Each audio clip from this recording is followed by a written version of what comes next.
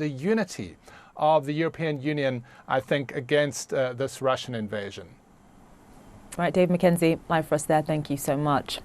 Right, the mayor of Irpin says that half the city has been destroyed after days of Russian attacks. But he says Ukraine's army has fought back and that the area is now under Ukrainian control. CNN's Fred Pleitgen has more on the effort to defend the city, a warning his report contains graphic images. Through heavily fortified checkpoints, we reach the edge of Kiev at the suburb Irpin. Suddenly, on top of the artillery barrages, we hear gunfire. Yeah, that's gunfire. Much closer, and we have to take cover. This is what it sounds like after Russia said it has scaled down its military operations around Kiev. Even in the calmer moments, the big guns are never silent. This is the final checkpoint before you would reach the district of Irpin, but it's impossible for us to go there right now simply because it's much too dangerous. It's also impossible for the people who lived there to come back to their homes because there's still so much shelling going on and so much unexploded ordnance still on the ground. Irpin was heavily contested between Russian and Ukrainian forces as Vladimir Putin's troops attempted to push through to Kiev. Now, the Ukrainians say they've pushed the Russians back, taken control, and released this graphic video of the aftermath. Buildings and cars destroyed, dead bodies still lying in the streets. Ukraine's Security Emergency Service has now also released this video, showing rescuers taking out at least some of the dead while under fire from Russian artillery. Some of the remaining residents were also brought to safety, including many children, Irpin's mayor tells me. Да, полностью на 100%. Now Irpin is 100% Ukrainian. We are taking out the wounded and dead bodies. Today and yesterday we evacuated approximately 500 people. Today I myself evacuated about 50 children and 100 adults. The evacuees are brought to this base outside of Irpin. It's not only people, aid groups are now also evacuating the animals left behind when their owners had to flee, including these puppies. We have volunteers who are going under the fire and picking the animals on the street. So you're going under fire, you're going into Irpin and picking animals up? Yes. The Ukrainian army says it's in the process of pushing Russian troops further out of this area, hoping to silence Putin's guns and restore calm to this once quaint suburb. Fred Pleitgen, CNN, Kiev, Ukraine. Right, in southern Ukraine, many residents trapped in the besieged city of Mariupol are anxiously awaiting evacuation. Ukrainian officials have deployed 45 buses to the city, and they say the convoy has now reached an area outside Mariupol. Ukraine and Russia had agreed to create the new evacuation corridor following weeks of Russian attacks that have decimated the area. The evacuees are supposed to be taking to Zaporizhia, a city that has already taken in more than 80,000 people. CNN's Ivan Watson is there. He joins us live. So how hard is it, Ivan, to evacuate people from Mariupol? What's the latest there? It's been very tricky. For the most part, people have had to make it out in their own privately owned vehicles, some of which have already been severely damaged by the weeks of Russian bombardment of Mariupol, which has accompanied a siege that has lasted about a month now. But what has changed the equation is that the Ukrainian government this morning announced it had gotten word via the International Committee of the Red Cross that Russia had agreed to allow evacuation today. So the Ukrainians said that they immediately declared a ceasefire, guaranteed a ceasefire, and sent some 45 buses in a convoy in the direction of Mariupol. The latest word that we have gotten from the Mariupol City Council is that those buses have reached the Russian-occupied Ukrainian port town of Berdyansk, which has kind of been a waypoint for people trying to escape Mariupol. And the City Council said, we anticipate the evacuation to be completed today. Spread the word to your friends, to your family, to your acquaintances. Call, write, tell them. So that is a note of optimism coming from them. The Ukrainian government has said that they estimate there are probably more than 100,000 civilians still trapped in Mariupol. 45 buses could take potentially thousands out, but there would still be a substantial presence of civilians trapped in a city that has been an active war zone with no electricity, heat, or running water for a month. Zane. Devastating what the people there are going through. In terms of Mariupol, we know that it is a strategic prize for the Russians. Just talk to us about what more we know about the Russians trying to install their own backed government in that city. Well, just today, the leader of one of the Russian-backed separatist regions in the east of Ukraine, that's the Donetsk People's Republic, the head of that, Denis Pushilin, made an announcement that he is to create, as he put it, an administration to govern that city of Mariupol.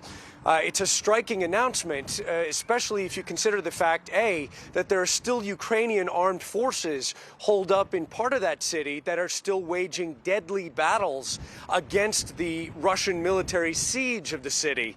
So it hasn't been surrendered yet. It is still, at least part of it, contested. The second stunning thing about that announcement is that much of that city has been destroyed by the Russian siege of Mariupol. And I guess the third part of it is that it is a de facto declaration that Russia's kind of proxies here in Ukraine are planning the annexation of Mariupol.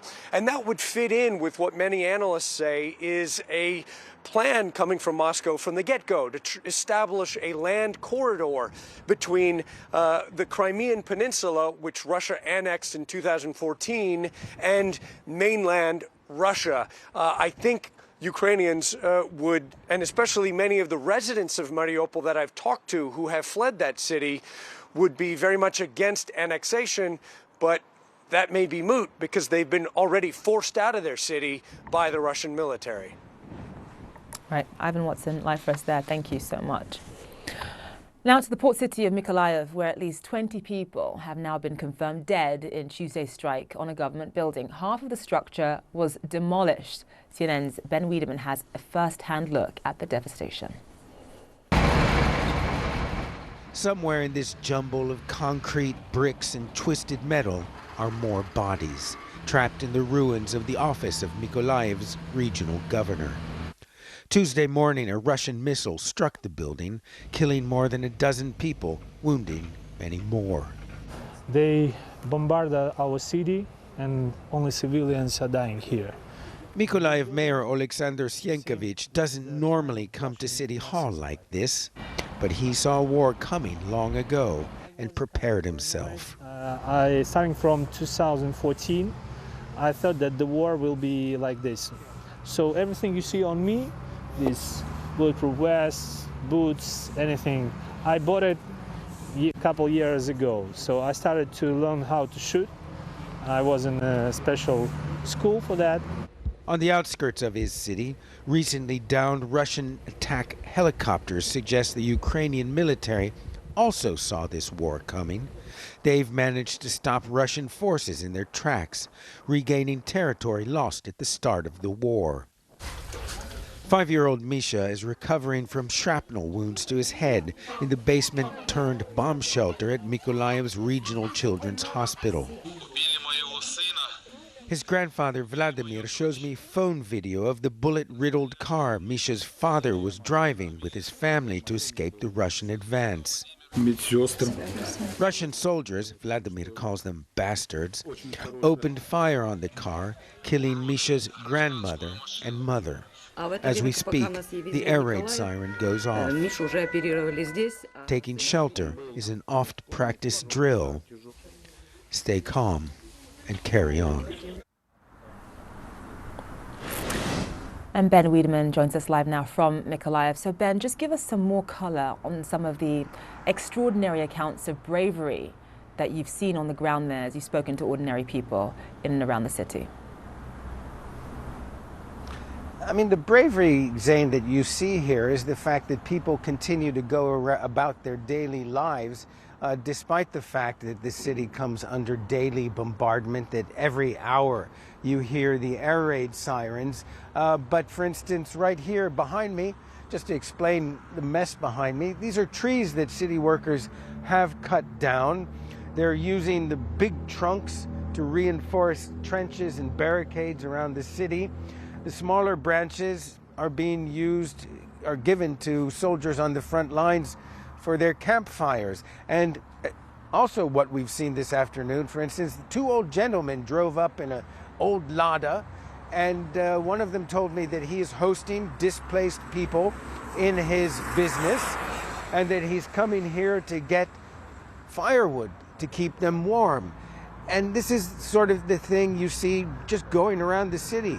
People are volunteering. In many respects, normal business has come to a screeching halt. Some stores are open, some restaurants providing food, but many people are pitching in whichever way they can, whether it's working at food distribution centers, at Red Cross centers where they're distributing medicine and diapers and that sort of thing. But people are really pulling together to make sure that as abnormal as life has become, that there's still a thread of normal running through it. Zane? Ben Wiedemann, live for us there. Thank you so much. All right, US President Joe Biden is set to announce the largest release of oil reserves in history. This coming from the White House. Mr. Biden is expected to put about 1 million additional barrels of oil on the market every day for the next 6 months. He's calling on Congress to help make companies pay fees on wells they're not using. The move is aimed at easing gas prices until the end of the year when domestic oil production ramps up. Severe Western sanctions on Russia have decimated the ruble. But remember that the EU depends on Russia for about 40% of its natural gas. Today, Russian President Vladimir Putin signed a decree stating that starting Friday, countries must pay for Russian natural gas in rubles from Russian banks. He says that countries that don't comply will face consequences. I want you to listen to this. If these payments are not made, we shall deem this as non-performance on the part of the buyers, and that will lead to consequences. Nobody gives us anything for free, and we are not about to be charitable. So active contracts will be suspended. CNN International diplomatic editor Nick Robertson joins us live now from Brussels. So one country in particular, Nick, as you know, that is heavily dependent on natural gas from Russia is, of course, Germany. The economic minister coming out and saying, listen, Germany is going to be poorer as a result of this, but we believe that it's worth it. We believe that it is worth this kind of sacrifice. What happens if countries like Germany decide not to pay in rubles? Well, they've said they're not going to pay in rubles, and France has said it as well. Both the energy ministers of both countries have been very clear, and the European Union seems to be very united on that position. Their contracts, for the most part, were in euros, and that's the currency that they're going to pay in. It's not quite clear from the Kremlin, despite what President Putin says. That will come no surprise to all those who watch what the Kremlin says and does closely, because they say something and it sounds bad, and then they offer a potential sort of workaround. What President Putin and the Kremlin have also said here is that they will use a Russian bank, and they've designated the Gazprom bank, which is a big bank that hasn't been sanctioned yet in Russia. And they're saying countries like France and Germany can bring their euros there and get them converted into rubles and get their gas that way. It's not clear if that is an entire red line for Germany and France and others. It sounds like it is, and certainly what we've been hearing from Germany and France is that they're absolutely only going to use euros. But there's another potential workaround that the Kremlin seems to be talking about as well. And again, it's unclear precisely what it means. It's ambiguous. It's very typical of Russia for Putin in a way to sort of threaten to cut off European nations from gas as from tomorrow, but offer sort of workarounds. He said that there will be a legal commission of foreign investments that could offer licenses, and in typical Kremlin style, he's given them 10 days to respond to any application for a license to pay in a currency other than rubles. It's ambiguous, as I say, but it's very clearly all of it designed to send a message to European nations that President Putin could be on the verge of cutting them off. And your question was, what are they going to do about it? And the answer is they're going to struggle. The European Commission President Ursula von der Leyen a few weeks ago said that Europe was on the safe side of the winter, but there is absolutely no way they can dial back their gas and oil needs from Russia to accommodate a precipitous cutoff. It will leave them short, and that could be a hard fact. But this is Putin threatening, or is he going to go ahead? It's not clear. And Nick, we just got word that in addition to Germany, you've got the UK now coming out and saying that they will absolutely not pay in rubles either. This is not even something they're going to be looking into. This is just coming into my email just now. I also want to ask you about some comments we got from Poland's Prime Minister in the conversation with CNN's Christian Amanpour, talking about the fact that he believes that one of Russia's strategies here is going to be to try to take up a third of the country, to seize a third of the country and use that as part of a negotiating strategy. Just walk us through that. It seems very likely. While Russia is turning up and even sending its foreign minister to Istanbul or ministers rather, to Istanbul for talks, it is continuing its military press. And while at those talks in Istanbul a couple of days ago, it was said that it was dialing back its military campaign against Kyiv and a couple of other cities, the evidence on the ground is that they haven't. The evidence that seems to be coming through very clearly is that Russia is talking about talks, but actually continuing its military campaign on the ground. And this is exactly what we've seen Russia do in the past. Go back to 2014, 2015, and the Minsk peace talks. Russia was actually at the table with the Ukrainians talking peace while its forces were on the ground trying to capture another couple of cities. So this is absolutely in keeping with Russia's tactics, absolutely in keeping that they won't want to cede any territory that they've got, absolutely in keeping that they've set their sights on creating a land corridor to Crimea. This is something that's been talked about for some time, and as well the Donbass region. So there's swaths of territory Russia wants for strategic interest, and it will use those at the negotiating table, because the Ukrainians say to have peace, Russia has to get all its forces out of Ukraine. This is I think what we're hearing in the assessment from the Polish Prime Minister is absolutely in keeping with everything we've seen from the Kremlin in the past. Right, Nick Robertson, live for us there. Thank you so much. Right, still to come here on One World, President Zelensky has addressed 17 nations since Russia invaded his country. Up next, the head of Belgium's Senate joins me to talk about Mr. Zelensky's address to Belgian lawmakers. That's next.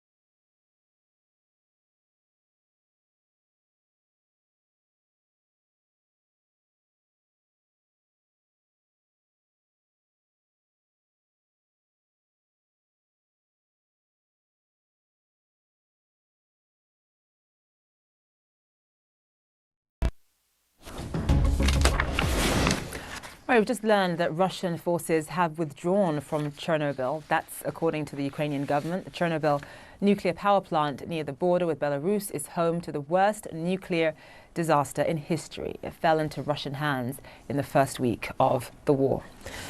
Since Russia invaded Ukraine, Ukrainian President Volodymyr Zelensky has become a very recognizable figure and a vocal champion of democracy. By our count, Mr. Zelensky has addressed 17 international parliaments to bolster support as Russia's incessant onslaught continues. Today, he went before the lawmakers of Belgium, the Netherlands and Australia. His speeches have a common thread.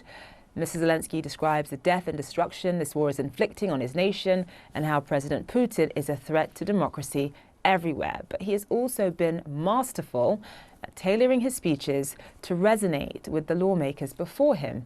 Here's part of his appeal today to the Belgians. But the world is so used to freedom that they don't want to notice how much the fight for freedom costs. For example, Russian diamonds in Antwerp are more important than the war in the east of Europe, or those who think that accessibility of European ports to Russian ships is more important than standing against the Russian war machine.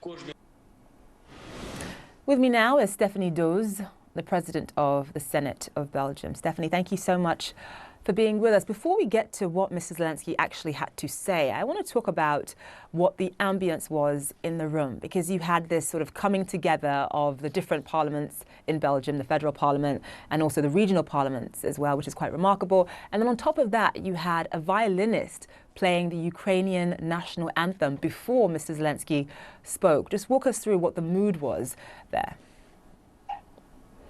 Well, good evening. As you already said, it was quite historical that all the political parties, all the regional parliaments were represented in the federal chamber.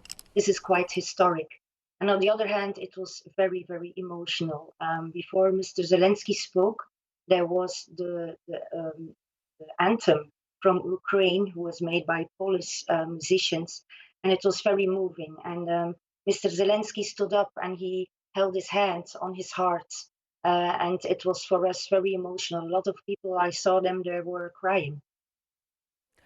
So people were very emotional, but does what Mr. Zelensky said, will it rather have any impact? Because, I mean, he roughly says, obviously he tailors what he's saying to each particular audience, but the sort of headlines are roughly the same. Of course, he still wants a no-fly zone, and I understand that's what he said to Belgian lawmakers today. We know that that's highly unlikely to happen for various reasons.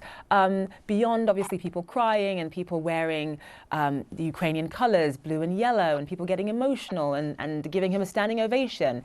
Does anything in terms of what he said today, will anything have an actual impact on the ground in terms of what the Belgians are going to do differently? Yes, well, as always, Mr. Zelensky was very open. He was, of course, resilient and hopeful. He started on talking about Mariupol, where he was telling about that the city is destroyed, but the people are still fighting. And he made a comparison with Egypt, which much worse. And of course, he asked for the no-fly zone, but he also thanked the Belgian people and the Belgian government for the humanitarian aid and also the military aid, and of course, the taking in of refugees. And our Prime Minister responded. Our Prime Minister responded, of course, on the no-fly zone. You know what the answer is on that, but he was quite frank to President Zelensky that the no-fly zone would mean that we are shooting Russian planes, and that would mean, of course, an escalation, and that might engulf a Third World War with blood, without any reason or solution, and that NATO, of course, is not a part of the conflict, and it should not become one. Second, of course, we already sent weapons to Ukraine, but as we speak is more aid on the way. So I cannot tell you which weapons they are, of course, by security reasons, but still it is again a wake-up call for our governments, for our parliaments to do much more. Right, so what changes at this point? You talk about Prime Minister Alexander De Croo addressing or responding rather to Mr. Zelensky, saying, listen, we can't give you a no-fly zone because you know that that's going to mean a massive escalation in the war. We're not going to be shooting down Russian planes. We all know what that would mean. But we know that in terms of what Belgium has done already, they've already expelled 21 Russian diplomats who've been believed to be guilty of espionage, that sort of thing, on the humanitarian front, taking in more refugees. What more, though? You talk about weapons as well. What more can Belgium do you think, here? Well, from the beginning, Belgium was a fierce advocate of sanctions that bite, that really hurt. And we see that now. We see that the sanctions are working. And let there be no mistake, the sanctions are here to stay for a long time. And we see that also on the floor. We see that Russia is getting weaker and weaker. So I also told you about the new weapons. Of course, they are coming. And we were also talking about the EU membership. Of course, Belgium has a huge role to play in this. And we also said that the official membership is taking a very long time. Of course, we know that. But we will not let the Ukrainians wait until this whole process is done. So we must start working on an economic union, an economic integration. This is very, very important about trade. So, of course, we are having strong economic ties with Ukraine, but we are making now the Ukrainian economy as part of our economy. Right, Stephanie Doze, thank you so much for being with us. We appreciate it. Thank you so much for having me. All right, still to come here on One World, we'll take a deeper look into the unforgiving toll of war and speak to a member of Ukraine's parliament who has endured unimaginable loss himself during this brutal conflict. Stay with us.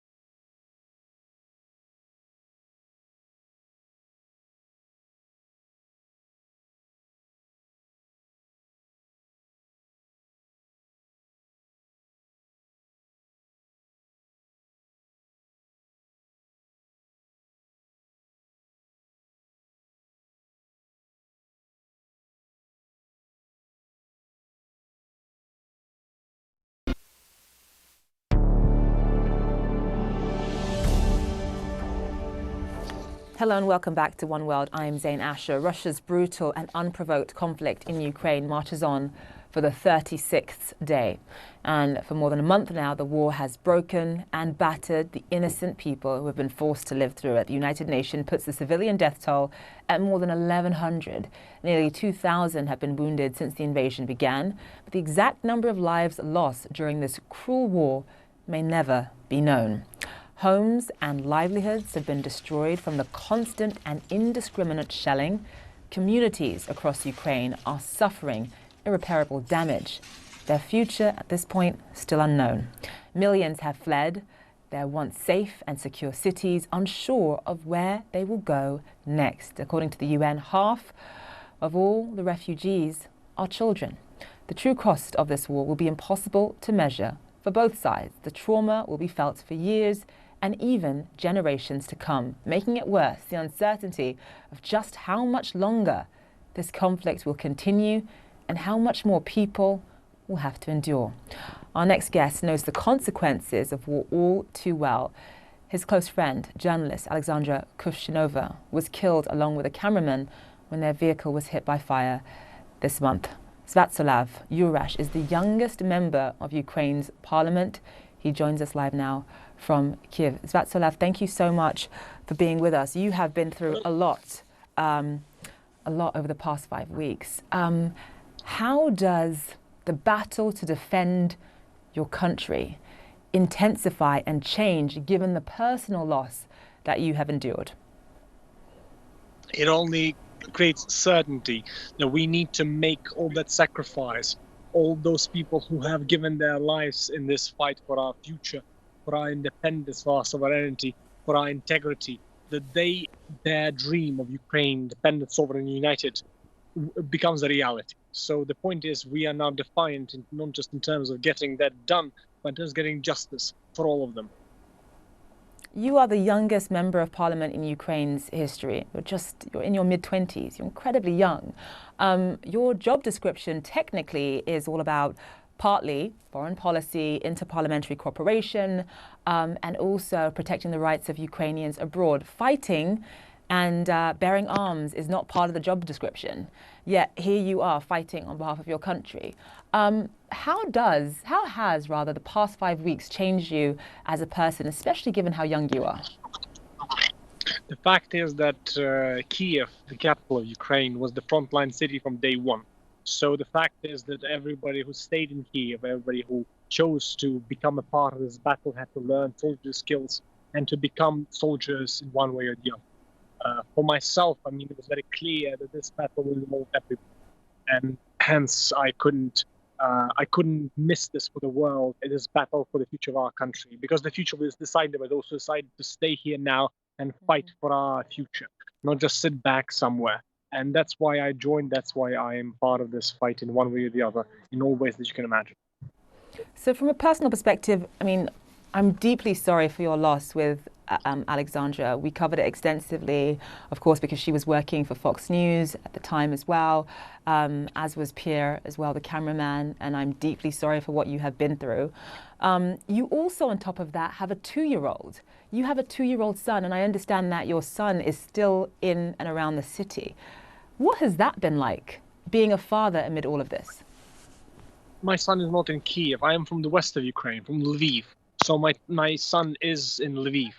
Basically, that's very understandable, because most of my family is in Lviv, as I am from there. But as far as being a father through all this, I'm blessed for having a devoted family who can help me with my son when this is going on and our battle for the future of the country is still going on.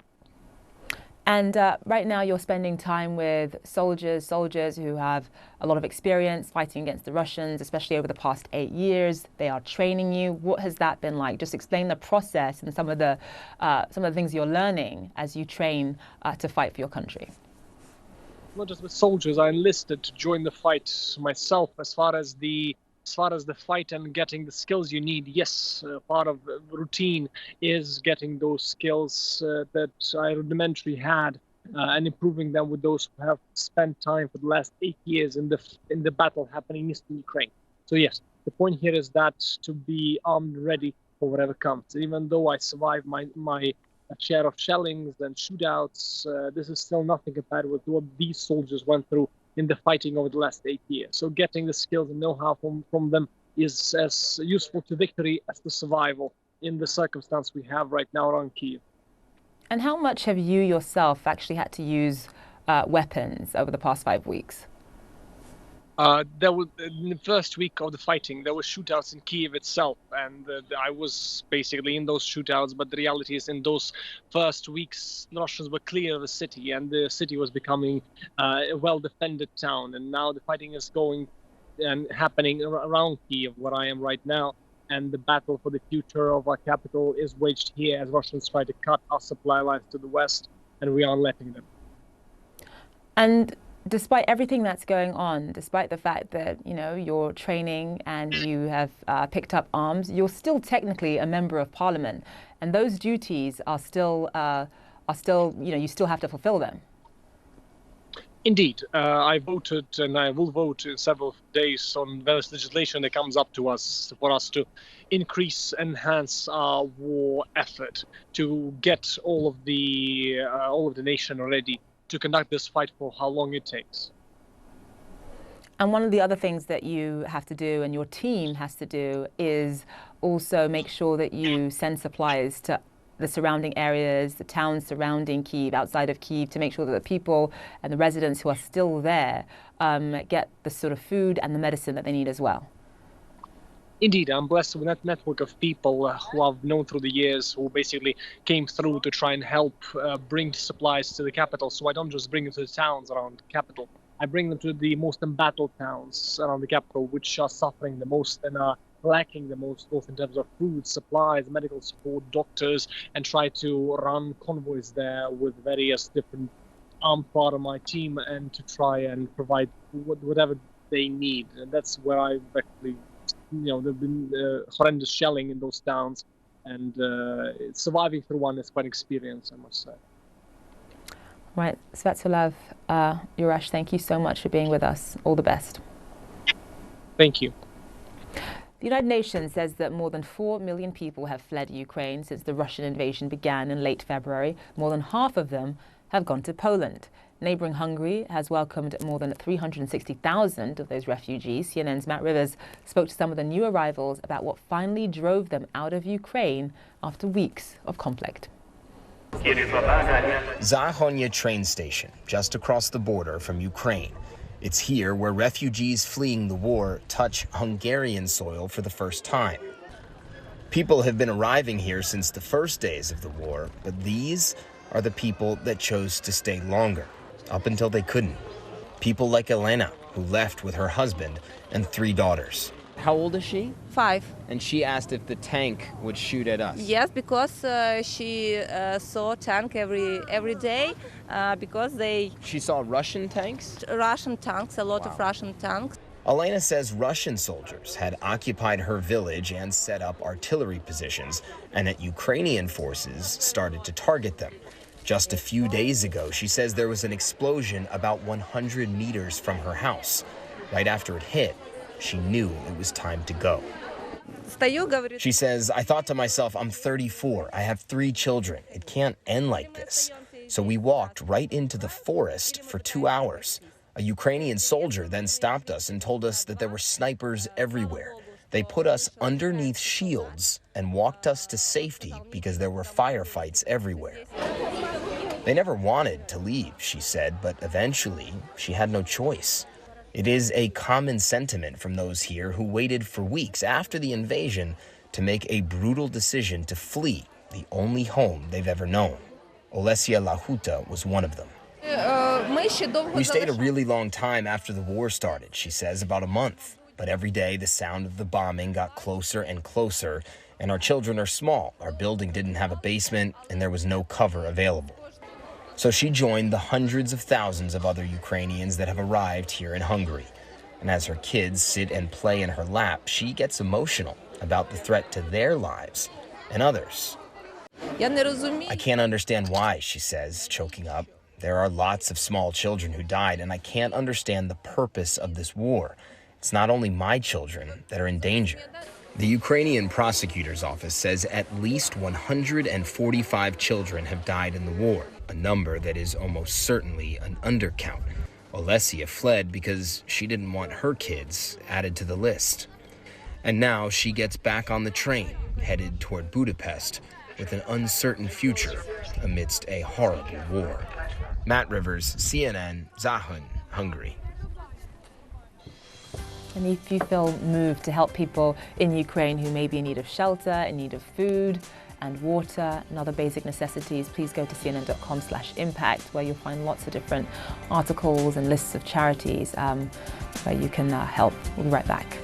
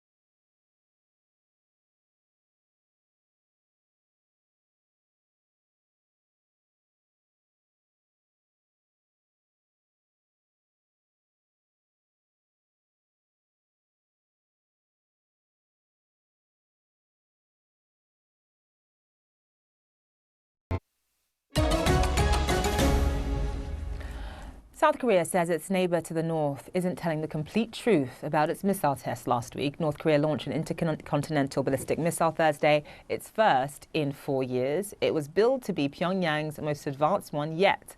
But a South Korean military official says the missile was an older and smaller model, last tested 5 years ago. Other experts have reached a similar conclusion, but point out the weapon's range would still be capable of hitting the continental United States. A surge in coronavirus cases has disrupted life in China's commercial capital. Nearly all of Shanghai's 25 million residents are under lockdown, unable to leave their homes except to take COVID tests. Stephen Jiang reports on the chaos caused by China's zero-COVID strategy.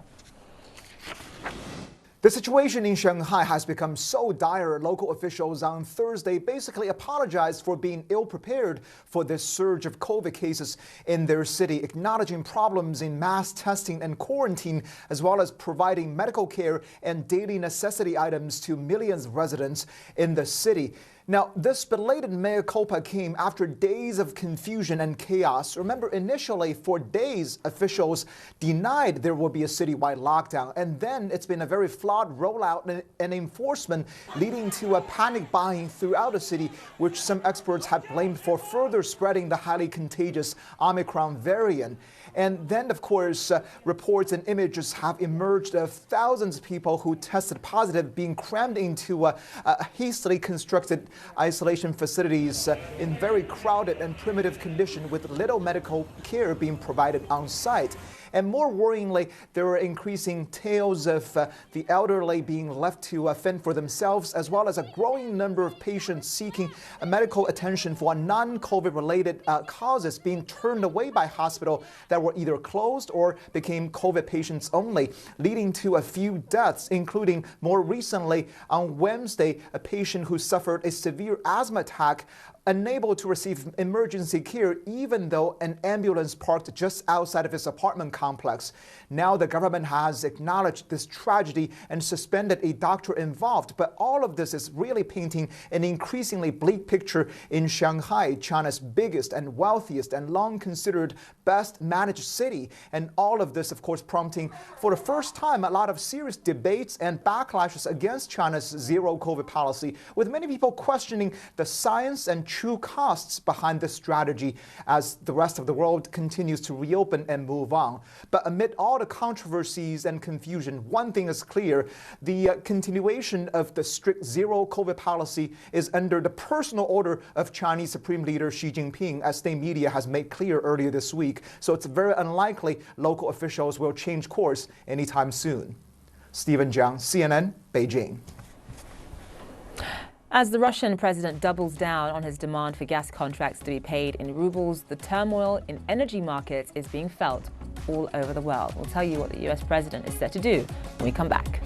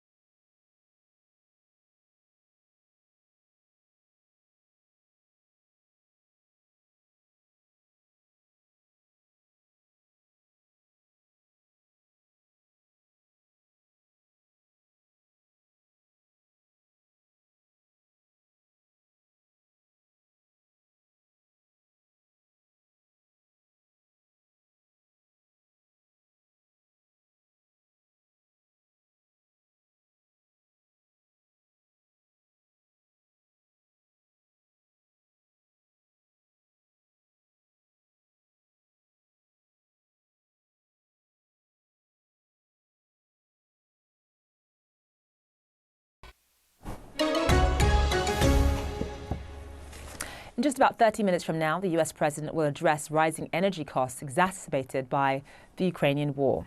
The White House says that Joe Biden will announce the largest release of oil reserves in history. He's expected to put about 1 million additional barrels of oil on the market every day for the next 6 months. I want to bring in White House correspondent MJ Lee.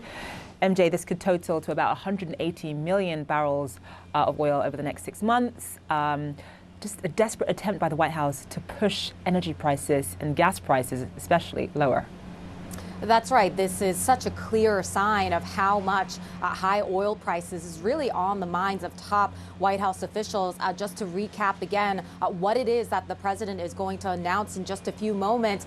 They are planning to release 1 million barrels of oil a day from the strategic reserve, and they plan on doing this for the next 180 days, so totaling 180 million barrels of oil in the next 3 months or so. And this is just a reminder, not the first time that the U.S. has taken this kind of action in the last several months. Remember, earlier this month, the U.S. and its allies together announcing the release of some 60 million barrels of oil. And then last November, the U.S. announcing 50 million barrels of oil being released. All of this, again, to try to drive some of the oil prices down, though so far we have not seen any kind of major downward pressure on prices yet.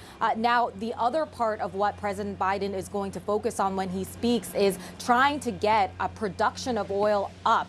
And a part of what he wants to do is call on Congress to essentially punish oil companies that are not using their leased lands and wells to make oil. So again, just trying to put the pressure on the private sector to make as much oil as possible here in the U.S. Now, in terms of how fast or how much prices could start to come down, that is an issue that administration officials are pretty reticent to talk about. They don't want to make any predictions. They don't want to promise essentially that American consumers are going to see prices come down quickly, because this is not a promise that they can really make. They know that even the past actions that they've taken that I talked about a minute ago, they really didn't have much of an effect on driving prices down. And they have said all along that this is going to be a long-term issue.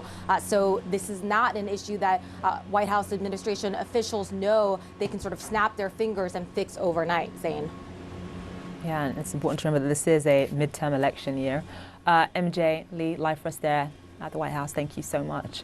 Thank you for watching One World. I'm Zain Asher. Amanpour is up next. You are, of course, watching CNN.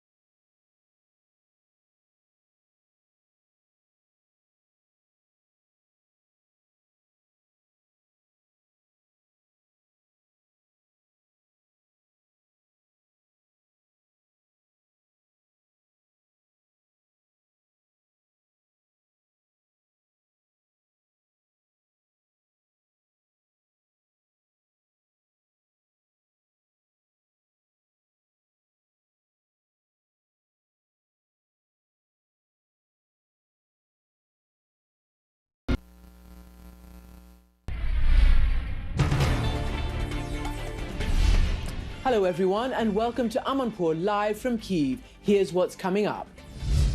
As Russia regroups in the face of stiff resistance, my report on the Ukrainian soldiers who thwarted their initial advance on this capital and now wait in the trenches for another possible assault. Plus, I'm joined by two leaders in the region, the Prime Minister of Poland, where more than 2 million refugees have fled, and the President of Georgia, which Putin invaded in 2008. What has she learned about dealing with Moscow's aggression? Then, the famed chef Jose Andres tells me how he's serving more than 100,000 meals a day to devastated Ukrainian cities. And later, Michel Martin talks to journalist Mike Giglio about the Yale law graduate turned militia founder who's been charged with seditious conspiracy over the Capitol insurrection.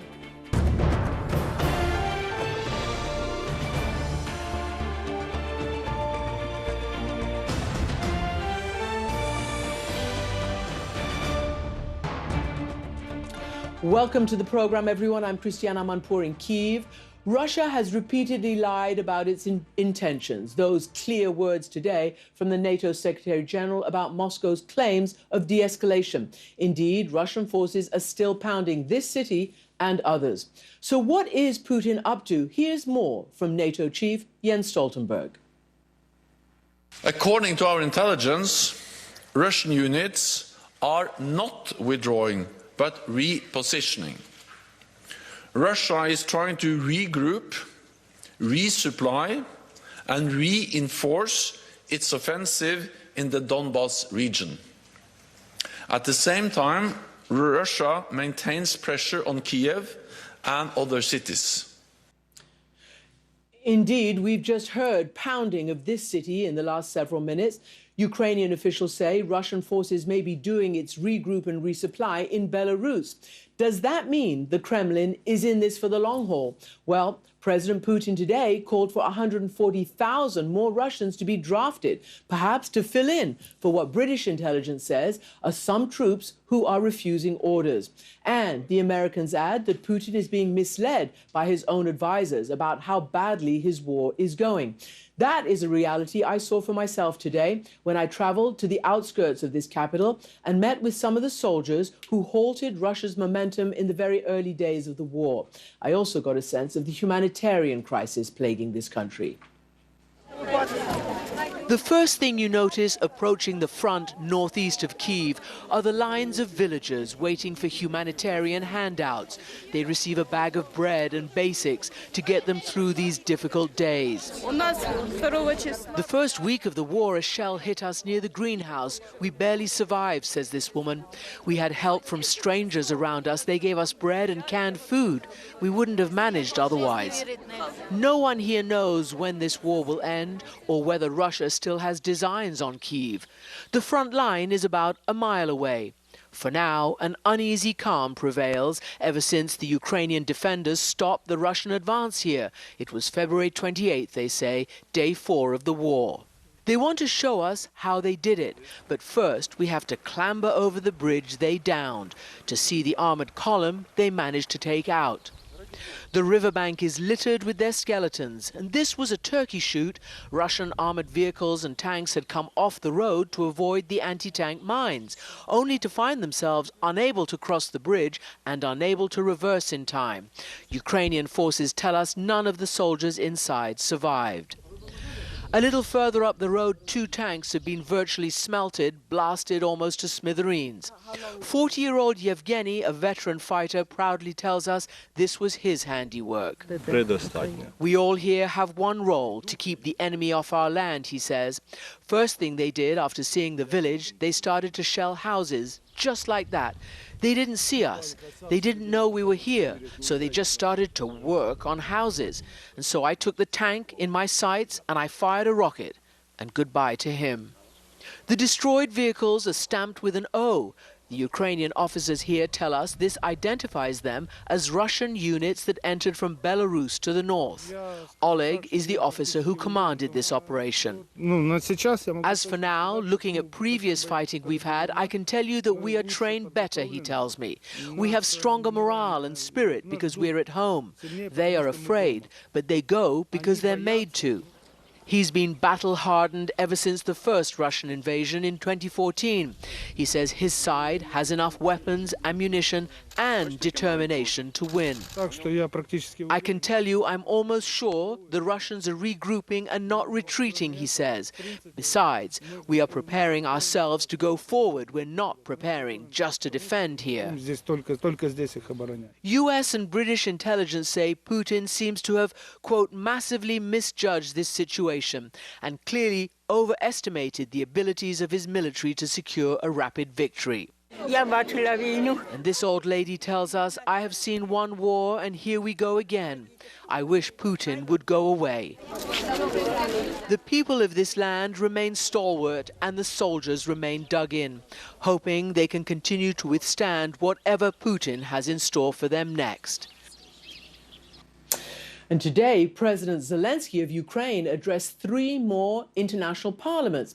His speeches to the Netherlands, Australia and Belgium make a total of 17 foreign governments now. And among the nations that he's confident has his back is Poland.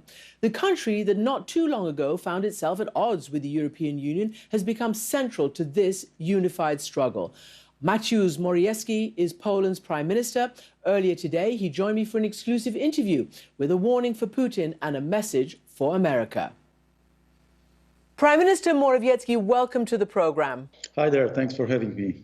So we are 35, 36 days into this war. You are a frontline state in every form of that word. NATO plus a huge border with Ukraine. How do you assess the state of the war right now? I see the Russian troops regrouping, reorganizing. I think that they will try to surround the Ukrainian forces quite soon, in the Donbas region in particular. And then, having captured 1/3 of the land of Ukraine, they will want to probably negotiate from this very, very strong position. The Ukrainians are fighting with lion hearts. They are very brave people. They want to defend universal values. They want to defend freedom and democracy. This is why we are helping them. Poland is really, as you said, indeed on the very first line, helping Ukraine in terms of humanitarian crisis, but also in terms of delivering defensive weapons. I just want to pin you down first on your analysis on the battleground, and then we'll go into the other points you very, very legitimately raise. You think that's what the Russians want to do. President Putin has announced today that he wants 134,000 to be drafted into his army. It's not doing well on the battlefield yet.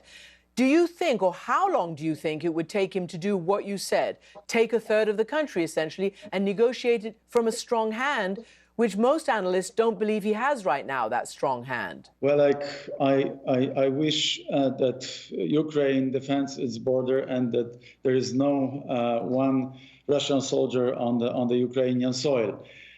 Having said that, we have to be in a hurry. We have to help Ukrainians to defend their country as quickly as possible, because our days is their hours, our weeks is their days. They need a weapon here and now. Why is that? Russia is a very big country, a very big in terms of, lots of commodities, raw materials, resources, 3 times bigger, 3.5 times bigger in terms of population than Ukraine. They have really very big army. And this is why they can, again and again, regroup, reorganize, and supplement the army with the new troops. And even with the very brave and courageous fight of the Ukrainian people, they are more and more exhausted with every day. So I'm going to make an appeal to all the Americans who helped Ukraine to defend their freedom so fantastically. Act quickly. Please act quickly, because they are fighting for our values, for universal values. And it is so wrong, so bad that a big country in the 3rd decade of the 21st century can swallow a smaller country only because the bigger country wants to, take all the resources from the smaller country. This is terrible, and this is happening before our very eyes. So, as we've established, Poland is a very important conduit for the kind of help that the Ukrainians need. And you, just recently, I think it was at the NATO summit or the EU summit, you accused Russia, Putin, of wanting to re-establish what you called an evil empire. I want to read you what the Russians have been saying about you and, in fact, about your country. Let me just quote you this from the New York Times. The Kremlin has let rip with a belligerent tirade. Polish leaders, they say, were a vassal of the United States, gripped by pathological Russophobia, and their country a community of political imbeciles. Does that kind of rhetoric scare you? Or, as I've heard, it actually makes your country folk feel quite proud to be on that end of the Russian fury? It doesn't scare me at all. It doesn't scare us. We are doing our job. We are helping Ukraine to defend their sovereignty, their territorial integrity. And this is a very, very important job at this juncture, because we now have had to wake up suddenly from the geopolitical slumber. And all of a sudden, we are experiencing a conventional war just behind the border of NATO and just behind the eastern flank of the European Union. And this horrible war with war atrocities, with cruel murdering of women and children, it has to stop. How we can do this? Certainly not listening to all what the Kremlin is saying. We can do this through imposing a real crushing set of sanctions, overwhelming sanctions, because this is the only thing with which Russia counts. It counts with power. It is fearful of long-term sanctions, and this is why the sanctions have to really bite. So far, we would have imposed quite a significant set of sanctions, but look, Madam, at the exchange rate of ruble. Exchange rate of ruble to dollar is approximately on the same level as it used to be just before the war started. So this acid test, this membrane, this very, very sensitive acid test is telling us that for the time being, Putin and his people, they were able to change the fiscal policy, monetary policy, financial policy in such a way that they are immune to the sanctions to some extent, at least for the foreseeable future, for the next several months. This is why we are advocating for confiscating their assets, for harsher sanctions, confiscating their assets, and doing everything possible to stop buying Russian oil and gas. You say your country will end its dependence or its need for that by the end of this year. But, I need to pick up on what you said. There are some people who say that Putin, in his world, could ride this out, could even win. You've just talked about the ruble. You've just talked about how, frankly, sanctions have not deterred him from doing what he's doing. You've just posited that this might go on for a long, long time until he receives and achieves his military aims. So what more, you've just laid out what more you want to see done, but do you have, can you imagine that he might actually come out with everything he wants from this, no matter the pain? Unfortunately, yes. Well, like the difference between the democracy like in the United States or in Poland is that we have to count with the public opinion. And Russia is moving from the autocratic regime to a totalitarian system. I lived through the 70s and 80s in the Soviet Union empire, in the Warsaw Pact in Poland. And I know what a Soviet-like propaganda means, what spreading fake news means. And this is exactly what Putin is doing. He has actually imposed such an overwhelming propaganda on his own society that his own society is fully supporting him, like huge majority is supporting him. Not because they are bad people as such, but because they were overwhelmed with this propaganda.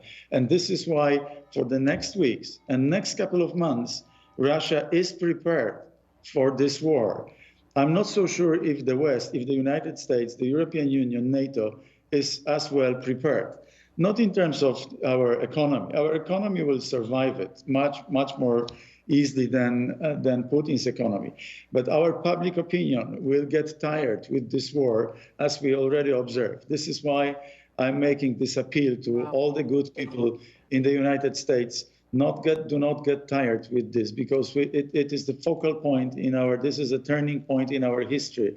And we cannot allow Putin to conquer another country. We cannot allow Russia to commit all those war crimes in Ukraine. Prime Minister, and finally, you talk about a turning point. I do have to ask you because, Poland has had its own issues with the EU, even with the United States. They accuse sometimes you guys of being somewhat illiberal Democrats with all sorts of issues, rule of law, freedom of speech, LGBTQ and all of that. And you know that, and you've had your issues with the EU. Do you think this is a reset for Poland as well? Or after all this, or alongside all this, are those domestic policies going ahead in Poland? We were also accused of xenophobia, and here you have a Polish nation which opened its hearts and doors to 2.5 million Ukrainians within a period of 4 weeks. So the previous crisis in Europe, it was 2.5 million people from Northern Africa, Middle East, within a period of 1 year in 2015. Poles have opened everything, our NGOs, parishes, all over the place, and we didn't have to establish huge refugee camps. So all of what you're saying, it is marginal and not important, and a kind of misunderstanding. And, right now people see how much of all this was, based on inappropriate assessment of the situation in Poland. Of course, we are a liberal democracy. Of course, we love freedom. Of course, we help our neighbors now to defend their freedom, but also we defend universal values of the whole of the European Union at this juncture. Fine, and you will continue to do that then? It's a bit of a reset. Of course, well, we will continue doing this, but I would say, we even count with a bigger refugee war refugee wave. Another 1 or 2 million people can come to Poland. We are doing everything to help them here in Poland, to not only to find the appropriate way for living, but also to learn, to go to our healthcare system, to go on the labor market. And by and large, the vast majority of people from Ukraine are pretty much, grateful and happy with what they have seen here in Poland. So we are a very open there's no society. doubt about that. There's no doubt about that. Prime Minister Morawiecki, thank you so much for joining us. Thank you. Thank you very much. Thanks for having me. And of course, as we've been discussing, the need for humanitarian aid here in Ukraine is great. Well, my next guest is working tirelessly to try and fill some of that void. The chef, Jose Andres, and his World Central Kitchen organization are providing hundreds of thousands of free hot meals every day in Ukraine and in bordering countries. So far, they've served more than 5 million portions. And the US President Joe Biden, who met with Andres and his team in Poland, has signaled that they are, as he said, the best of humanity. And Jose Andres is joining me now here in Kyiv. Welcome to the program. We've talked in many of your humanitarian interventions, which obviously started in Puerto Rico in a big way with Hurricane Maria. We've just been talking to the Polish Prime Minister. You started there, right, in this crisis. You started at the border. Within 12 hours, we were in Medica. We began feeding the women, the children, hot soups in nights that were super cold in a moment that nobody knew what was happening. And from there, we went almost in every single border inside Poland. Within 3 days, we were in every other country welcoming Ukrainian refugees. Since then, we've been 24/7 feeding in every single border point, not only in the welcoming countries, but also inside in the Ukrainian side, because we had 4 and 5 days that people were waiting to try to cross. Before that, we were inside Ukraine. 6 days we were in La Ville. Since then, we are in 21 cities inside Ukraine, doing 300,000 meals a day. We are almost over 6 million meals so far. Here in Ukraine? Between all between the all of operation, it. even the meals in Ukraine is the biggest one. Okay, that's huge. And we may talk about it, and you're known for it, and you tweet about it, and it's great. But how do you achieve these logistics in a war zone? How do you do it? It's not so complicated. Okay. I'm a cook. I have restaurants. I say that World Central Kitchen is the biggest organization in the history of mankind. And I may sound a little bit nutty about it, but think about it. Every single restaurant, the millions of restaurants in the world, the millions of people that work in the food business, the warehouses that have chicken and vegetables, in my mind, they are all part of World Central Kitchen. What do you see what's going on in Ukraine? That we have now hundreds of restaurants, thousands of food people joining forces. We are the food fighters, all with World Central Kitchen. We're here to support them. That's why we are able to scale so fast and so quickly. And where do you get the money? How do you get funded for this? Because it's not, I mean, it's not free. You're doling it out for free, but you have to somehow manage to acquire it. Our organization is not very big. It's like, it's run by a great friend of mine, Nate Mook, who he's an amazing organizer. But then how we do with 80 people to do something so quickly? Because we are able to get volunteers fast and quick. How we pay for it? The American people have empathy beyond imagination. Mainly, we are funded $1 at a time, $5 at a time. Why? Because they see what we do. So it's micro, it's grassroots level people. Super grassroots. That's incredible. And what has been the response to this crisis here, this war? Well, in America itself is hundreds, if not thousands of restaurants doing dinners, selling cupcakes, doing tapas. In Spain, I have all my friends that they are doing tapas for Ukraine. Every tapa that they sell under the tapas for Ukraine comes to the efforts of World Central Kitchen. We're spending, obviously, a lot of money because what we do is this. We make sure that the money is left in the places we help. Imagine that at the same time we're feeding people in need, in the bunkers, in the shelters, in the train stations, in the bus stations.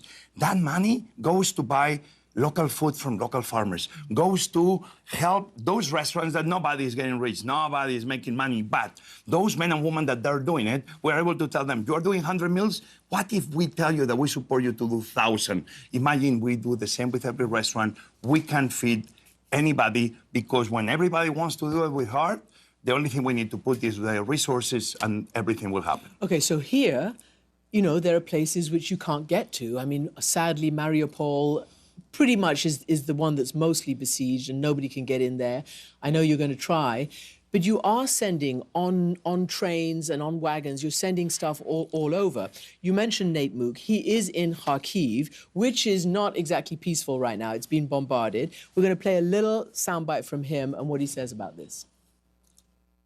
World Central Kitchen, working with our amazing local partners here in Kharkiv, have been delivering prepared meals, and also we deliver ingredients here. They make soups, they make some borscht upstairs as well. And this is pretty much the situation for a lot of families right now in Kharkiv and this area. And Jose, he's in a danger zone right now, and we have seen how the other side has actually bombarded food warehouses. I was at one just yesterday, and humanitarian attempts. They have not allowed a humanitarian corridor or convoys to go into places. How dangerous do you guys feel this is for you? Well, obviously, technically, it's been our first mission in a war zone. I always say that we are a young organization, barely 12 years. We keep learning in every moment, but we felt we had to be here next to the people of Ukraine. We cannot leave them alone. It's the people fighting for liberty, for democracy. They are fighting the war on behalf of all of us around the world. We have to be here. How? I say it's many ways to fight a war. We are fighting the war the only way cooks know. Through food. We are food fighters. Nate went there. We decided I will stay here and move myself south. We are using smart routes. We are using the railroad. We are working very closely with members of the Ukrainian government that know the ways, and we are trying to do it in the smart possible way. You know, I was really quite touched by something the president here said. He said, in the end, it's not really just about territory or ideology or NATO or whatever. It's about human life. Our people are being hammered. They're being killed for what? And you, I heard, say something, you know, wouldn't it be great if the world could concentrate on building long tables? What do you mean? Well, I mean, longer tables are simple to understand. Longer tables where everybody is welcome. You may think different than me, I may think different than you, but why we don't respect each other? Why we don't have the leaders of the world showing respect to each other? It's okay to think different, but most important is to respect each other. Longer tables, sharing a plate of food may seem a little bit naive at times, but I do believe is the way forward. In this war, in this conflict, we are seeing how actually food is bringing hope to millions, is bringing an opportunity to many that cannot be in the front lines to say, I'm gonna fight for my country with goodness. Longer tables, making sure that nobody goes hungry in a conflict that shouldn't be happening. And we need to make sure that the few don't create mayhem for the many that we want only peace and prosperity. Food is a way to express empathy and express love. That's what we're trying to do. One of the aspects that we've actually reported on this week is the International Space Station. First of all, it's been flying around. The cosmonauts and the American astronauts have come down. There were Americans and Russians up in space while this was all going on, and they professed, you know, unity and solidarity up in space. You are going to be sending some of your special food to the International Space Station. Well, I've been trying to work with NASA now for many years. I've been working with Axiom for the last 2.5 years. We've been able to create few dishes. We are going to be sending paella valenciana, which is a universal dish, a traditional dish, and it's going to be next to some vegetables and some Spanish salmons and even some Iberico ham. I'm so happy that we've been able to put technology to send food to the space. I hope nobody in Ukraine is going to get upset with me because I know we're going to be feeding Russians. You mentioned longer tables. Let's hope that by astronauts out there from different nationalities, including Russians and others, can share this longer table and maybe show that through food, maybe there can be peace. Jose Andres, thank you so much indeed for joining us. Thank you. Great pleasure. So, if there is anyone who knows what it's like to have Vladimir Putin invade their country, it is my next guest. Salome Zurabishvili is the president of Georgia. It declared independence when the Soviet Union fell 30 years ago. But Putin invaded in 2008 after years of rising tensions, and a similar playbook is here, recognizing breakaway provinces of South Ossetia and Abkhazia as independent. Zurabishvili has pledged her steadfast support for Ukraine, and that has landed her in some hot water with the government's ruling party. She's joining me now from Georgia's capital, Tbilisi, to explain why. Madam President, welcome to the program. Let me just start asking you about what you think, I guess what you thought, given the fact that your country had been through something very similar, you know, more than a month ago when the tanks and the soldiers invaded this country for a second time. Well, what I thought at that time is that Russia doesn't seem to be changing. We are now in the 21st century. Things should be different. We have global challenges that we should be looking at all together to overcome. And at that time, the old Russian imperialist aims and objectives are still there, which we and the Ukrainians know all the same because we have been going through that for the last 2 centuries. Unfortunately, it's repeating itself. But I think this time things are a bit different because Russian objectives have not been met. Russian aims have not been fulfilled. And the play is a bit different. Madam President, can I ask you about the state in your country right now? I remember when the Russians came in, there were a lot of promises that they were going to, you know, enhance the livelihood, the standard of life of the places that they occupied. Did that actually happen? Did the people end up better off under Russian occupation? Well, those 2 occupied territories, Abkhazia and Khin Valley region, both are basically used by Russia as military bases. They have not delivered on any of the promises. including, for instance, the cultural independence. I am today, I must say, the only one defender of Abkhazian language by constitution. I'm supposed to defend because it's one of the languages and the state language for this Abkhazian region. And not cultural independence has been defended and protected, but there has not been any economic independence and any development of those regions. And their only perspective, I'm sure, is the same as our perspective. It's Europe. So you are not in NATO, nor are you in the EU, just like Ukraine. And not yet. You know, you have decided to, I know, not yet, you hope. Tell me, do you not fear if you actually start, you know, seriously applying for that, which you are, that you're going to get another visit from Putin? No, that's the thing that we have already not only applied, we have this aim in our constitution.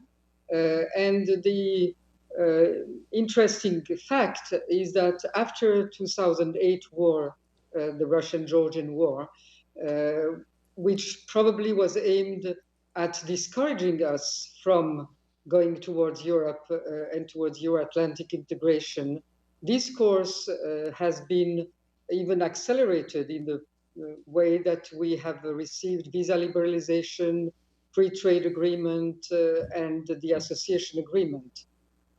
And that is what is going to continue, because the more we feel the pressure from Russia, the more the European perspective is the only one perspective for this country, for Ukraine, and for all the neighbors of Russia. And that's something that Russia doesn't understand very well, that the more aggressive it gets, the more we turn to what we feel is a civilized world, the one where we share the values, and that's our only perspective.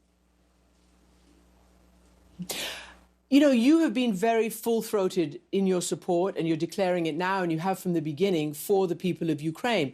The ruling party in your country, the government, is not. It has failed to, you know, support sanctions. It's not, you know, sending any material help to the Ukrainians for their defense here. That pits you against the government. Why do you think the government is holding out? Well, I'm not sure that that's the exact description. That might be the one that is portrayed somewhere. But first of all, we are participating to all the international financial sanctions, and that's quite something for the Georgian financial sector. And we are at the same time participating into the all the resolutions that have been taken to support Ukraine. So I think that it's a bit exaggerated to say that there is a big difference between maybe the wording that the government has been using and the sense that is in the population that is overwhelmingly. And if you come to Tbilisi, and I hope you will come, you will see that there are Ukrainian flags everywhere.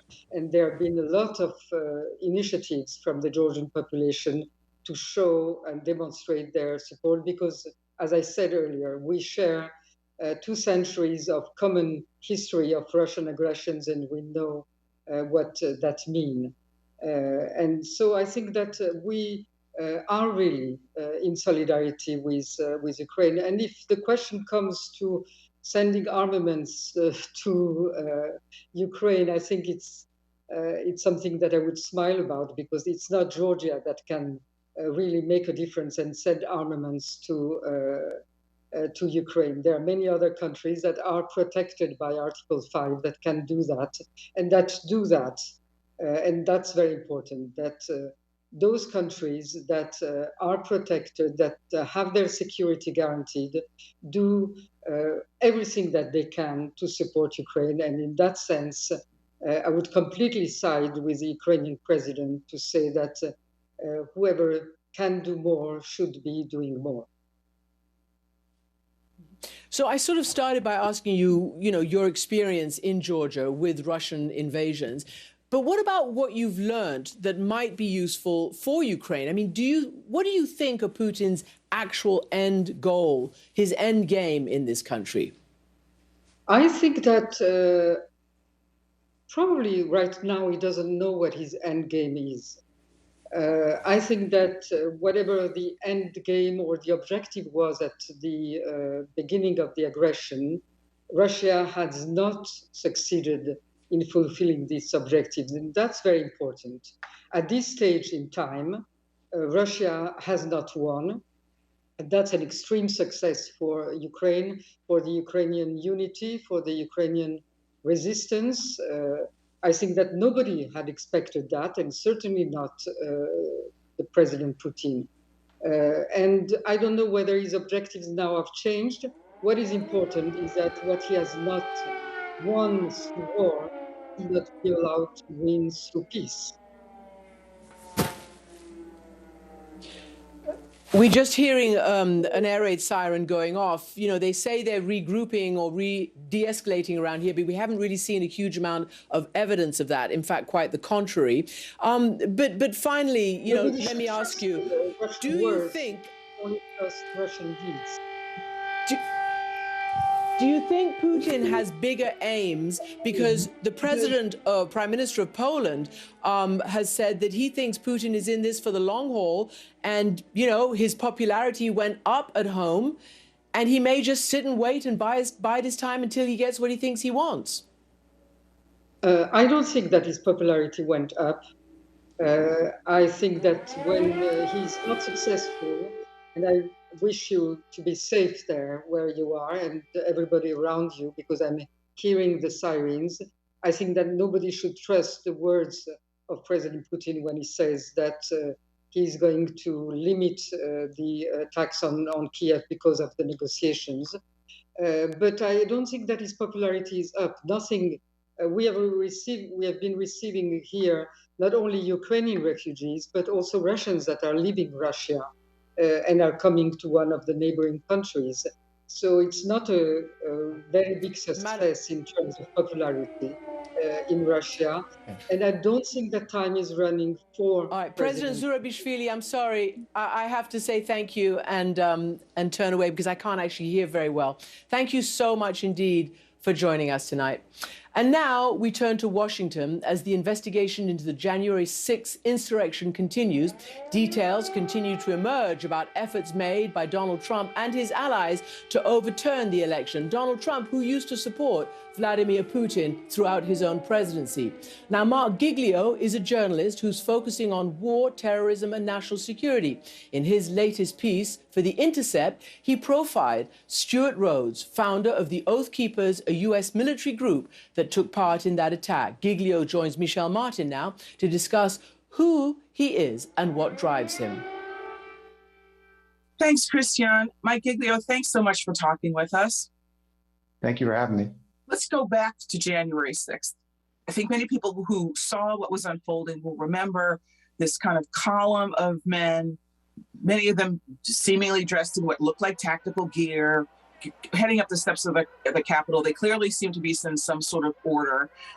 And it emerges that a lot of these folks were part of a group called the Oath Keepers. Now, this is a group that you've been following for years.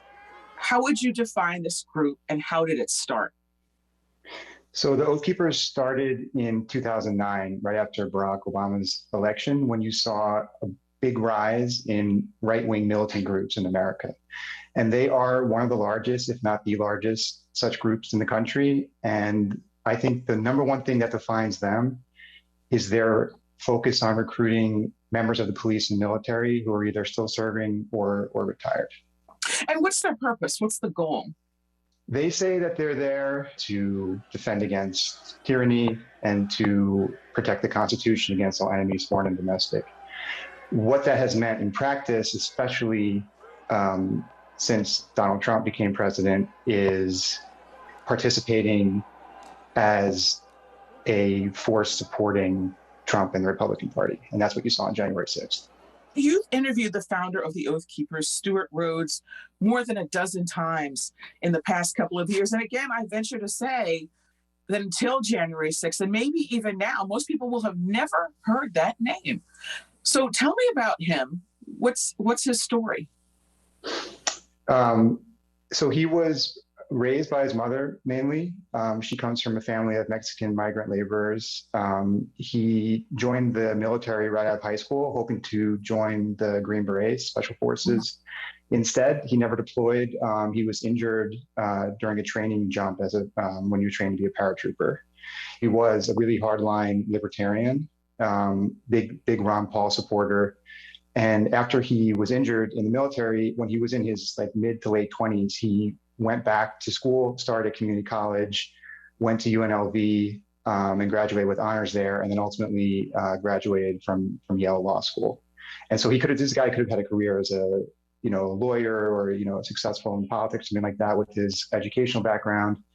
But instead, he went down a much darker path, obviously. And after Obama's election, he founded the Oath Keepers, and his career has been as the leader and figurehead of the Oath Keepers ever since. You say they want to defend the Constitution. I'm sorry, I can't help but notice that this deep concern about the Constitution seems to have coincided with the election of the first Black president of the United States. So you can't help but think that there's a kind of a deep strain of white supremacy involved here. What is the world that they see, that they feel that they're defending, agitating for, or defending against? So with Rose particularly, especially because of his libertarian background, he was a guy that in very obscure blogs and places where he was writing, in the 2000s, is someone that was writing about the Constitution. He was very alarmed by the war on terror. He criticized the Bush administration for the constitutional overreach. That being said, there is no way that the Oath Keepers or any of these militant groups, they're not the only group that surged after Obama's election. There's no way that they would have existed in the numbers that they did if it weren't for Obama's election. And I think the best way to understand the group is through the Tea Party. They were embedded in the Tea Party wave. And so that was an entire reactionary wave to Obama's presidency. I think it's undeniable that race fueled a lot of that, but not all of it. And so they exist in that space, where the Tea Party and was sort of welcoming or bringing what we would normally consider the far right into the mainstream of Republican politics. And I think that that's really the trend that you need to track if you want to understand the Oath Keepers. And just, I think you're raising a really important question just in general when they talk about the Constitution and they want to defend it against all enemies, foreign and domestic. But I think it raises the question always of, well, who's defining the enemies? If you're doing this outside the structure of the police and military, who is defining who the enemy is? And obviously we saw during the presidency of Donald Trump, they defined the enemy as Black Lives Matter protesters, Antifa. They called them insurgents. They said that Trump should deploy troops to stop them. And so they were very much part of this culture war that I think has engulfed, a much larger segment of the right. But it doesn't seem as though they have any kind of coherent agenda, a coherent, specific desire for how American society should be different, other than that they're mad. I think it's a drive for power at this point, and I think an overarching fear that their way of life, which they would not, in conversation with me or anyone else, define on race, and obviously when they're speaking, they try to move away from that, but it's more the conservative values as they define them, and I really think that is something that Trump fed consciously.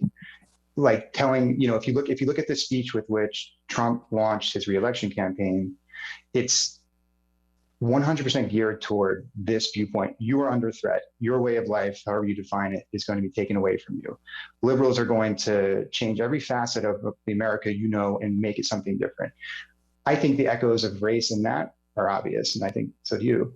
But that's not what they're talking about when they talk about this stuff. It's painted as a much larger societal threat. And that's why I think the lie about the election is so dangerous, because the way that these are people that have believed, again, for years, that there's a threat of tyranny and that the country's on the cusp of going past this point of no return. Now they've been told that the election is stolen. Now they've been told that it perhaps has reached that point of no return. What is the recourse available to you if there's not elections? And these are groups that have defined themselves on the potential for political violence, with being armed and being so adamant about the Second Amendment and saying that if necessary, if it comes to it, that's how they'll couch it, we will fight. And now you're in the moment. Now you have Trump and the entire apparatus of the Republican Party in one way or another telling people that maybe this moment is here. So tell me about January 6th. What was their role on January 6th? So according to prosecutors, the Oath Keepers had two columns of members, as you described, break into the Capitol with the other rioters. So I think that they're being portrayed, at least by prosecutors, as a major part of the breach of the Capitol, not the ringleaders of it, as far as prosecutors have said so far, but just part of it, and an organized part of it. I think it's important, and I spent a lot of time on this in my recent article, to understand that they were seeing themselves as potentially having a much bigger role than that, and that that Stuart Rhodes in particular was positioning the Oath Keepers as waiting to respond to Trump's call to potentially take up arms. That they had stashed weapons in Virginia, and they were he had written these open letters saying, "We are ready if called upon to act as an armed enforcer of for the president." And it seems like they thought that was a real possibility.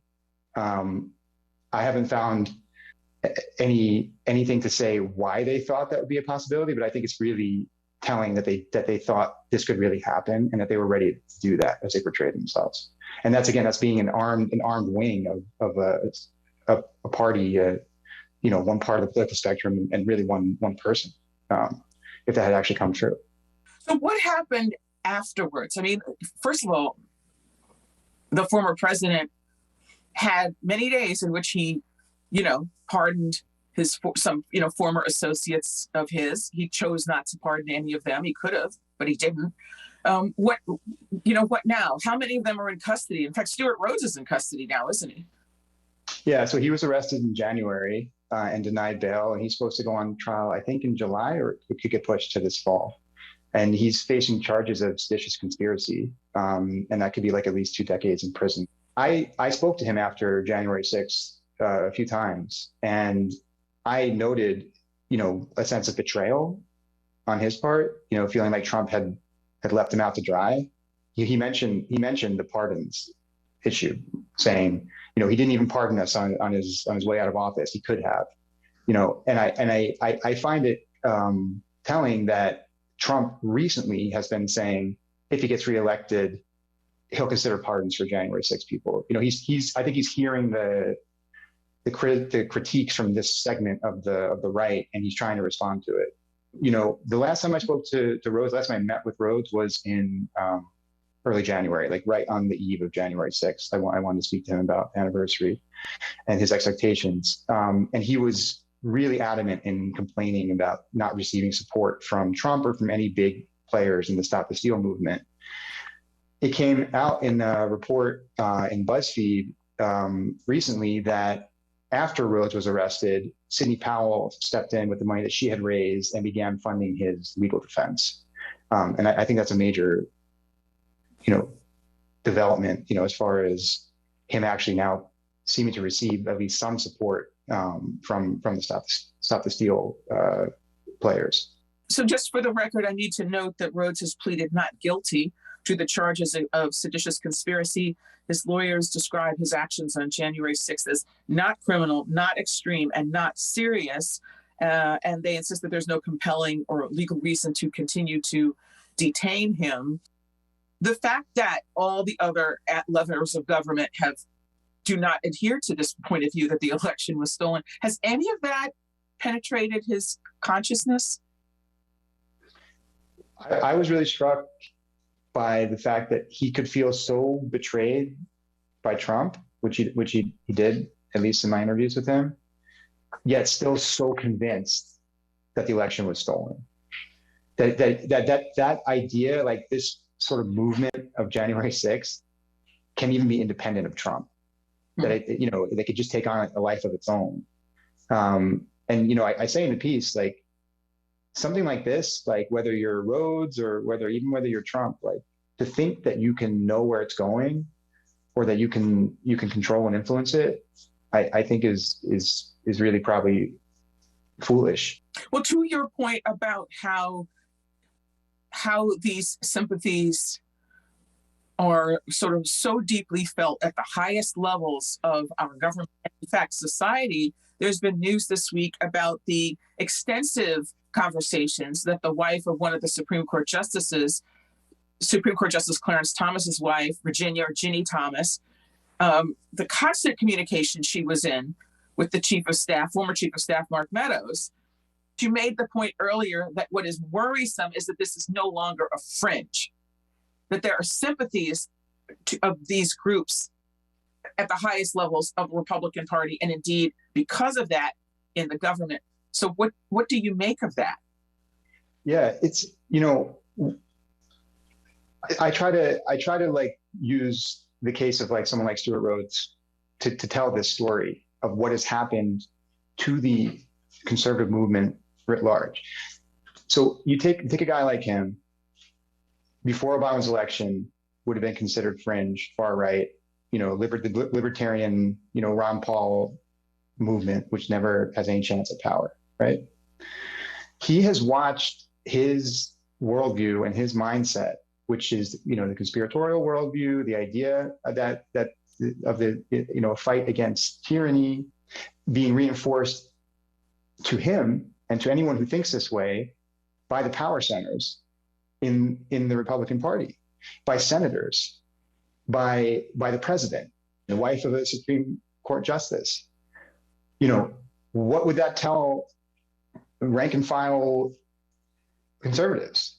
If this is what's being presented to them from the top down, these are views that have always been there, but are becoming much more widespread, and it's at this point being fueled from the top down.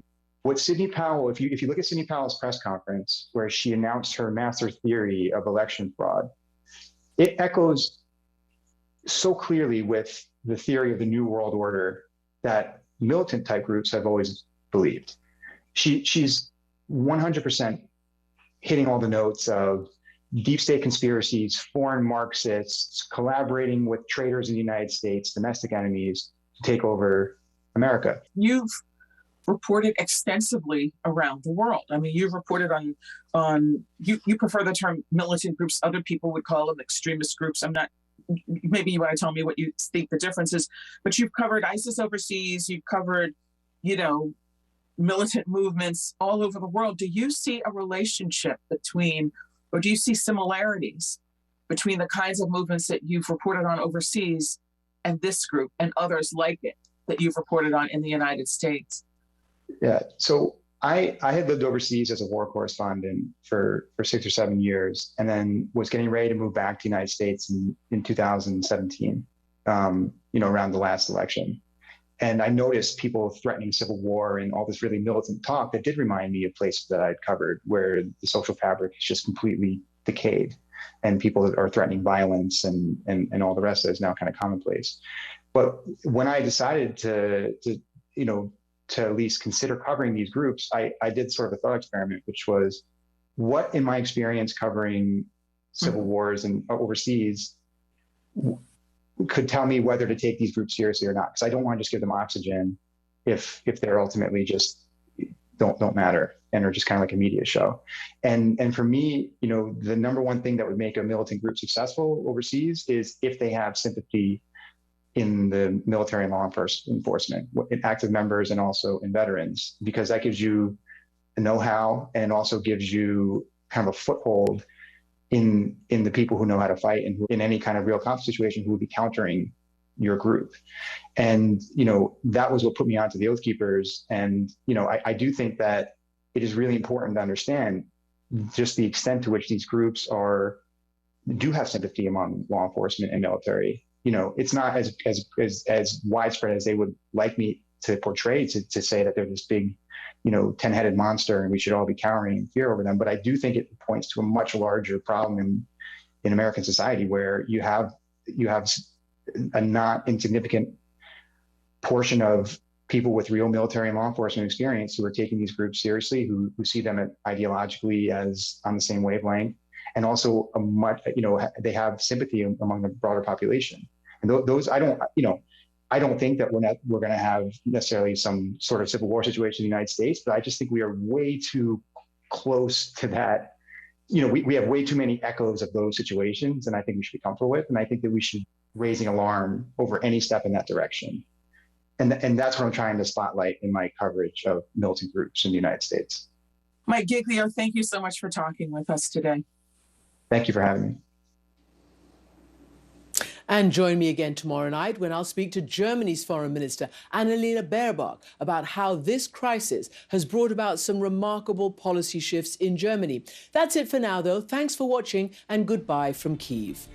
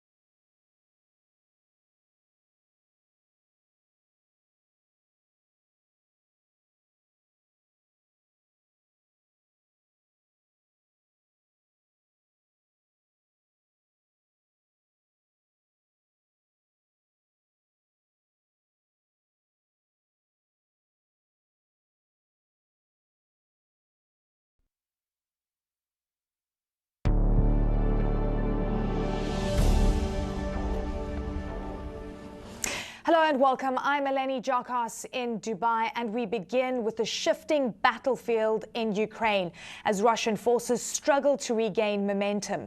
Ukraine's Interior Ministry says the main fighting is moving east after Russia began repositioning some troops around Kyiv.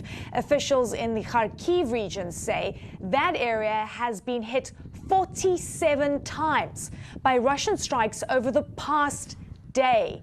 Heavy shelling is also reported in Donbas, a southeast region partly controlled by separatists that Russia has vowed to, quote, liberate. One official says civilian areas are coming under attack from aircraft, artillery, and mortar fire. The devastated port of Mariupol lies within Donbas, and just a short time ago we learned that a pro-Russian separatist leader has ordered the formation of a city administration there, even though Mariupol hasn't officially fallen. Ukrainian President Volodymyr Zelensky says Mariupol has become the worst place in Europe. One resident who managed to escape described the city as one big mass grave. Mariupol's deputy mayor spoke to CNN about the apocalyptic conditions. Let's listen in. We estimate that at least 150,000 citizens is still in Mariupol, but they are living like mouses. So all of them are underground in shelter, in bomb shelter, in some spaces below earth. So people just do their best to be alive in this situation. Mariupol is all over in ruins. There is no such Mariupol as it was before Russia started this war, and Russia destroyed everything, all infrastructure, and they even destroyed their life. And now there's new hope. That's okay. We're going to take you to the White House. President Joe Biden is talking about gas prices and some of the interventions that the U.S. government will be taking. Let's listen in. There's some indication that he has fired or put under house arrest some of his advisors. But I don't want to put too much stock in that at this time because we don't have that much hard evidence. Mr. President, how much in monetary terms do you estimate today's announcement will reduce gas prices, and when can Americans expect to see these changes? That's a really important question, and there's no firm answer to it. But prices already came down when it was announced ahead of time that Biden was going to release so much energy from so many barrels of oil from the SPRO. They're already come down. My guess is we'll see it come down, continue to come down. But how far down, I don't think anyone can tell.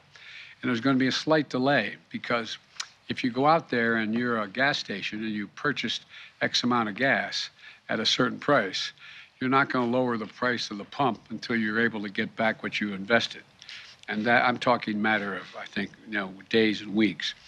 But it's hard to tell. And the other thing is, but it will come down. And it could come down fairly significantly. It could come down better part of anything from 10 cents to 35 cents a gallon. It's unknown at this point. I'm also waiting to see whether or not our allies exactly how many barrels they release from their supplies now. My guess is it could be as high, somewhere between 30 million to 50 million barrels. And the higher the number, the more likely the prices to come down. Thank you all very much. I appreciate it. Thank you. Mr. President, have you seen any signs? Mr. President, have you seen any signs that Putin is pulling back? Right, that President Joe Biden talking about the efforts to try and minimize the impact of higher fuel prices. The U.S. government is going to be releasing oil from its strategic reserves to try and get more supply into the market and to bring those prices down. It's been a major concern in terms of the skyrocketing energy prices in the U.S. and around the world that, of course, is stoking inflation. All right, back to Ukraine now, and there's new hope that some civilians in Mariupol could soon be evacuated by bus. And this is really important because that means, okay, we're going to go back to the White House. Sorry for the to and fro. Joe Biden, let's take a listen. Depending on your view, I'm a little skeptical. It's an open question whether he's actually pulling back and going to say, I'm just going to focus on the Donbass and I'm not worried about the rest of the country. I'm a skeptic, but I don't have proof. that in fact he is not going, he's taking a pause, doing all he can to use all the troops he has in the Donbass and continue to keep an eye on and try to move beyond the rest of the country. Don't know the answer, but it appears so far that he has not pulled all of the idea he's pulling all the troops out from around Kyiv and moving south. There's no evidence that he's done that.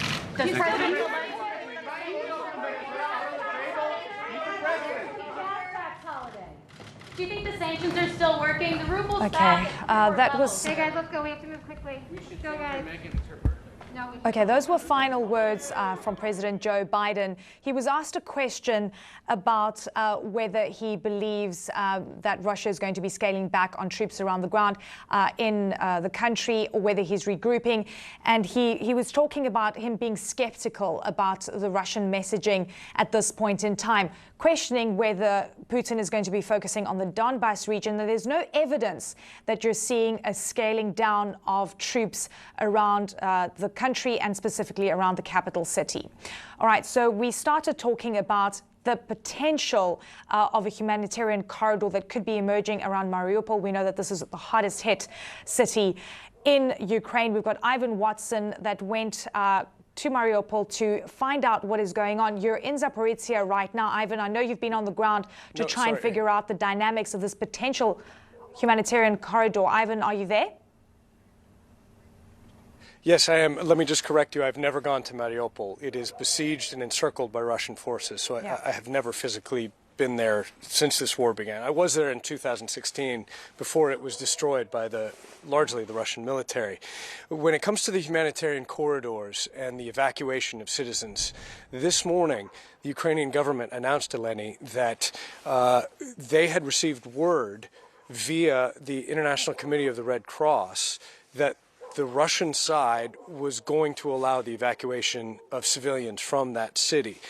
The Ukrainian government estimates there are more than 100,000 civilians who are still there, still trapped amid daily bombardment, largely from the Russian side, by land, sea, and air.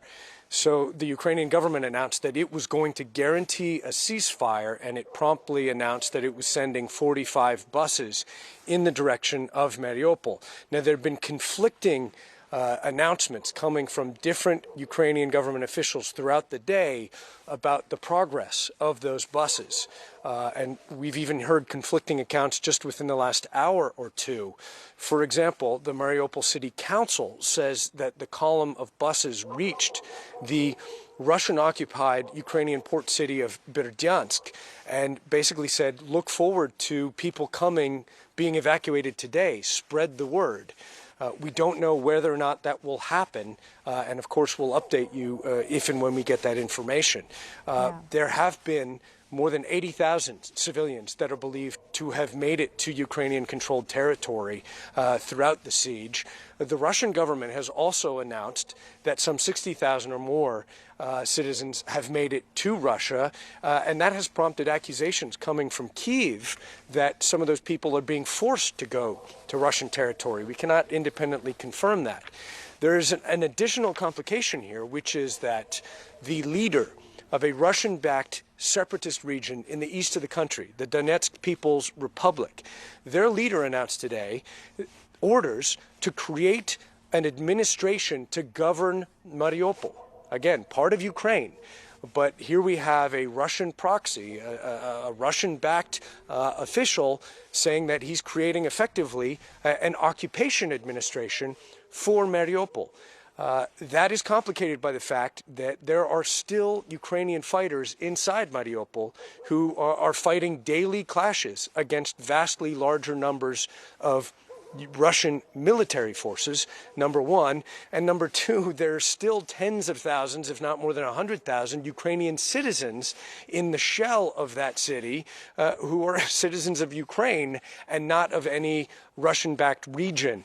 When a Russian-backed official announces plans to establish an administration in a Ukrainian city, it seems very much like one of the first steps towards annexation.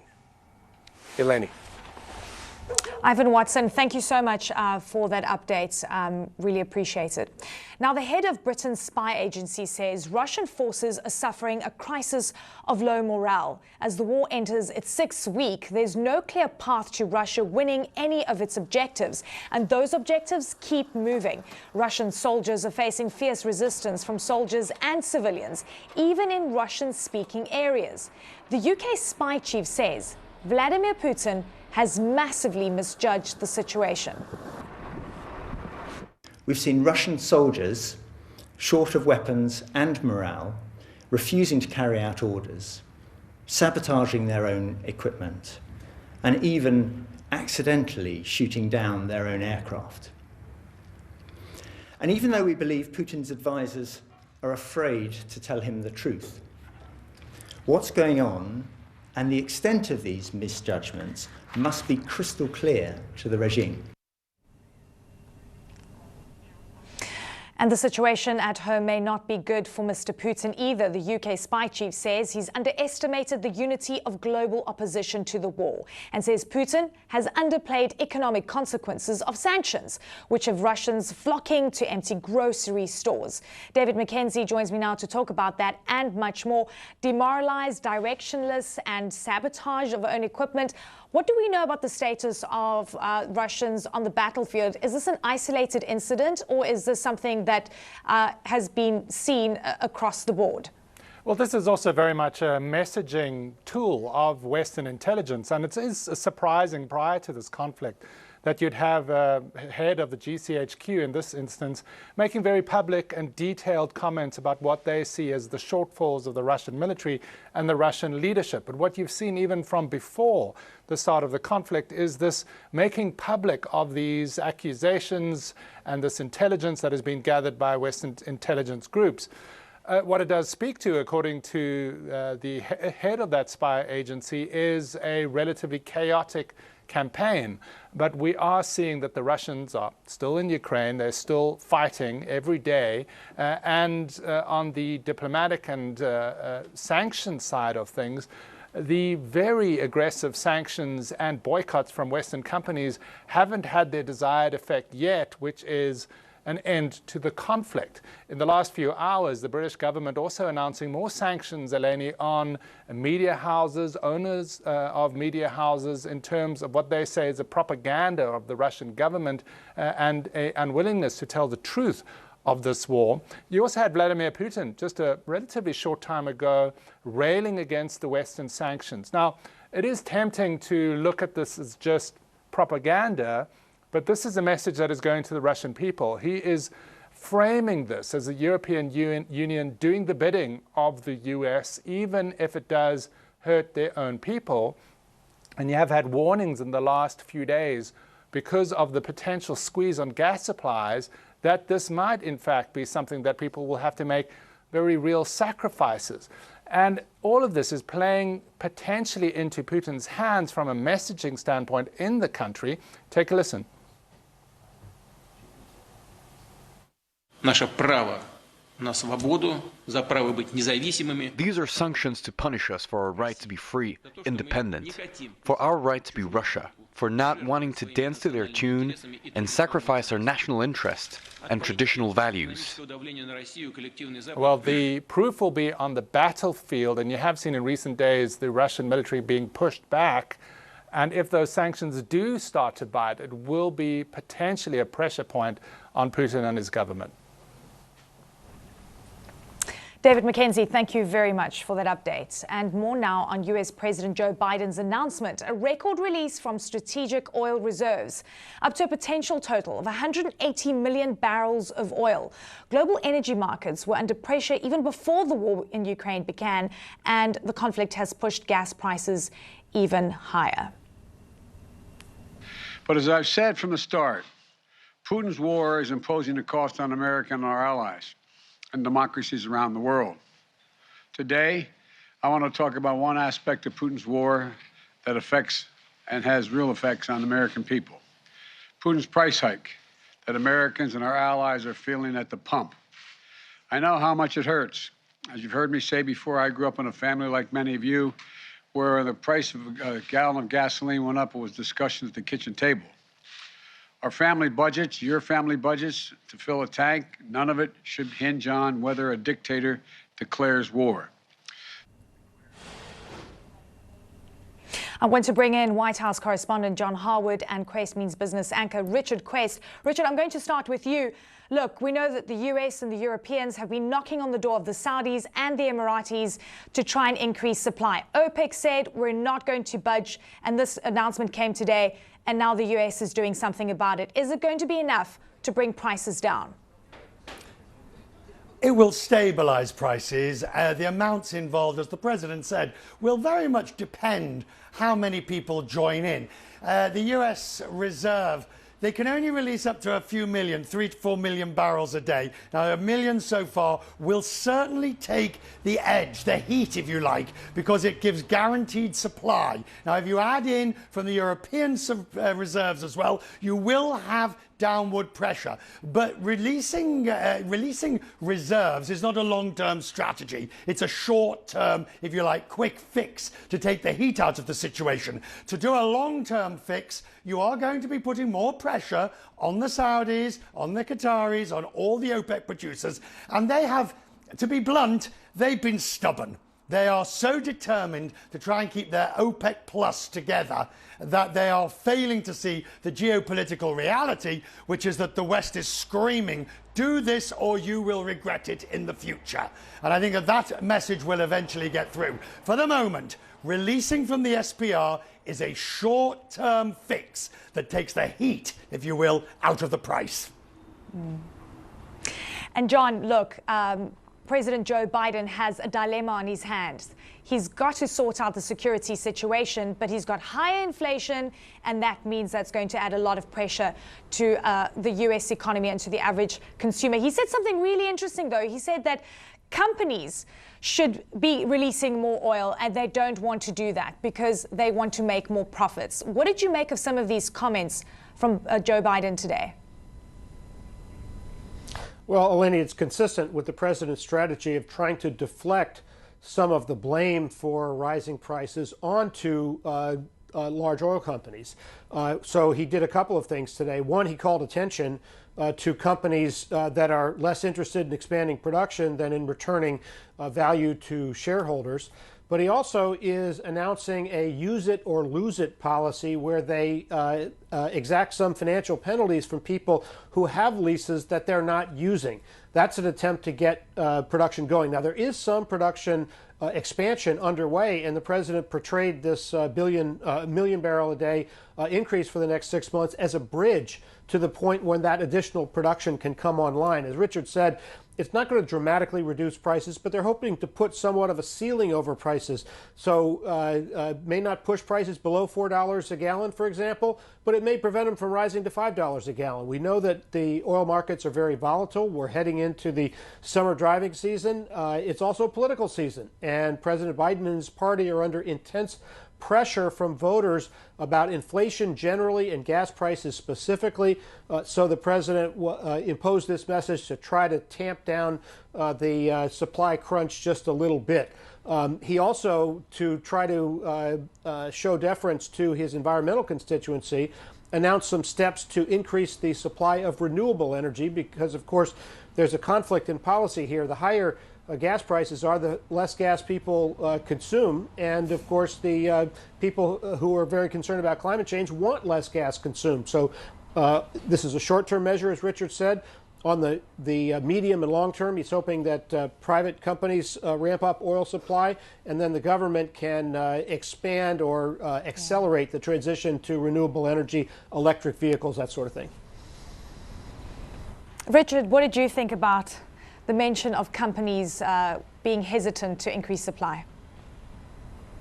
Look, the president's going to hit it in every which way and backwards, as just the same way that President Putin is taking these extreme measures. And basically, you know, the thing to really understand about what's happening at the moment is this is not going to repair quickly.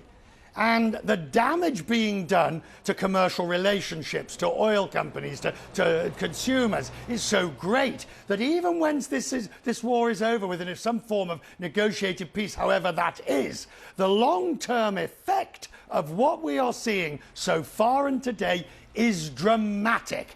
Now, let's just take one point. This idea of US generating more oil. The US non-traditional oil reserves, if you like, the fracking, that takes time to come online. It's also more expensive. It's highly price sensitive in terms of exploration and discovery and production. But what the president is now saying is, do it. Do it regardless, and we'll worry about the costs after. And that's why I say, whatever happens, how this falls out, will have dramatic implications for the foreseeable long-term future. And global implications. Richard Quest, John Howard, thank you very much. Great to have you on. And still to come tonight, I'll be speaking to the mayor of Mykolaiv after at least 20 people died in a strike on the city.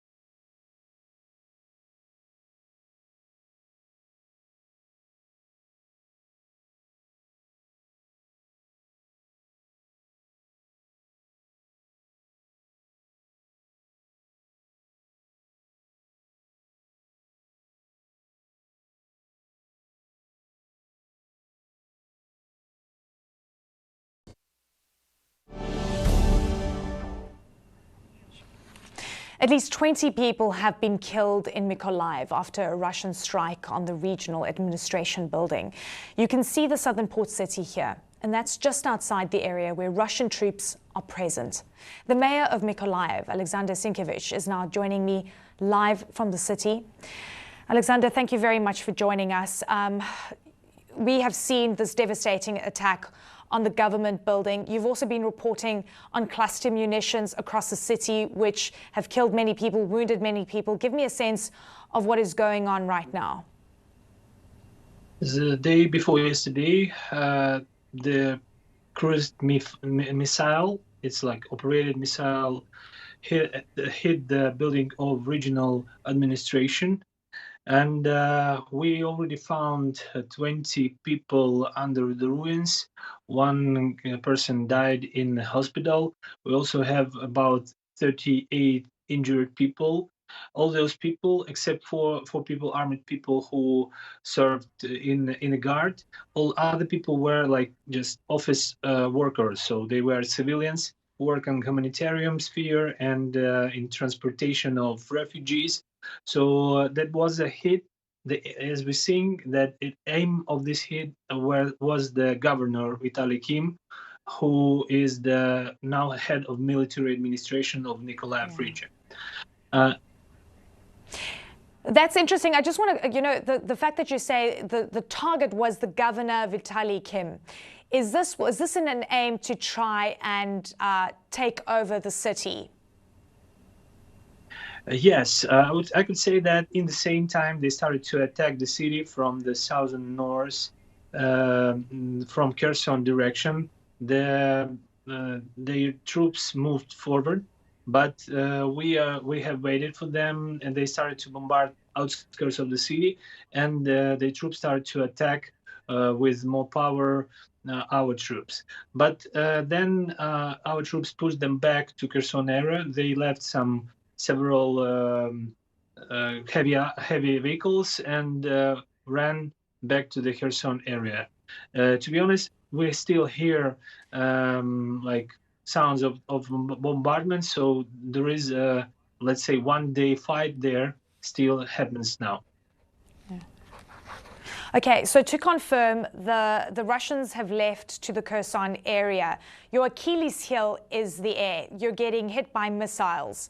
But give me a sense of what's going on the ground and whether you are feeling that you're in an advantageous position at this point in time. I could say that they lose on the ground and they started to bombard us with biggest power. So they use cluster bombs. They bombard outskirts of the city and the regions of the city that are closer to Kherson. They bombard civilian blocks, and thanks God no one's dead, but we have one person heavily injured. But all other stuff are just ruined houses and cars. But we're waiting every time, any minute for bombardment. Okay, so I want to quickly talk about the humanitarian situation. How many people in the city right now, and do they have access to resources?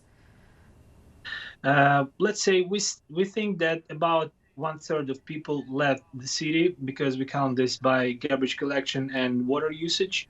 Let's say 2/3 left in the city. We have way to Odessa, to the southern city Odessa, so we are getting all the products and supplies that we need. Electricity, water, and gas are working now. Public transportation is also working. So the Russians are saying they want to scale down, but many say this is about a regrouping. You're east of the country. The question is, will you be a target if the Russians are regrouping and focusing on the east? We see that they are regrouping. We see that they fell back and just to regroup. We see movement of their tanks and heavy machines, and they gathering troops near Kherson. We hit them with the long distance missiles, but they put their groups far from each other. So we understand that in the nearest time they will plan to attack again. But we're also preparing for that. President Zelensky says he's willing to make concessions with regards to neutrality. Do you think that Ukrainians are ready for concessions of that nature? Would it be something you would consider as well? I think bad peace is better than good war. But I just I listened to the President Biden, and I've heard just what he just said. I don't believe to Putin at all. He is a criminal. He's a Russian Nazist, and I don't believe any word of from his mouth. So I would say that he will. He's interested to make this, let's say, conversations to regroup his troops and to hit again with more power. Yeah. Mr. Mayor, thank you very much for your time. I can see that you've been working very hard, and very sorry to hear about the civilian loss, and we wish you all the best. Thank you. Thank you for your support. All right. Still to come tonight. The wreckage of Russian tanks and armored vehicles litter the landscape in a village near Kyiv. CNN's Christiana Mampur will take us to the heart of the Ukrainian resistance. Plus, the International Committee of the Red Cross is trying to get thousands of people out of Mariupol. We'll speak to the head of the delegation inside Ukraine.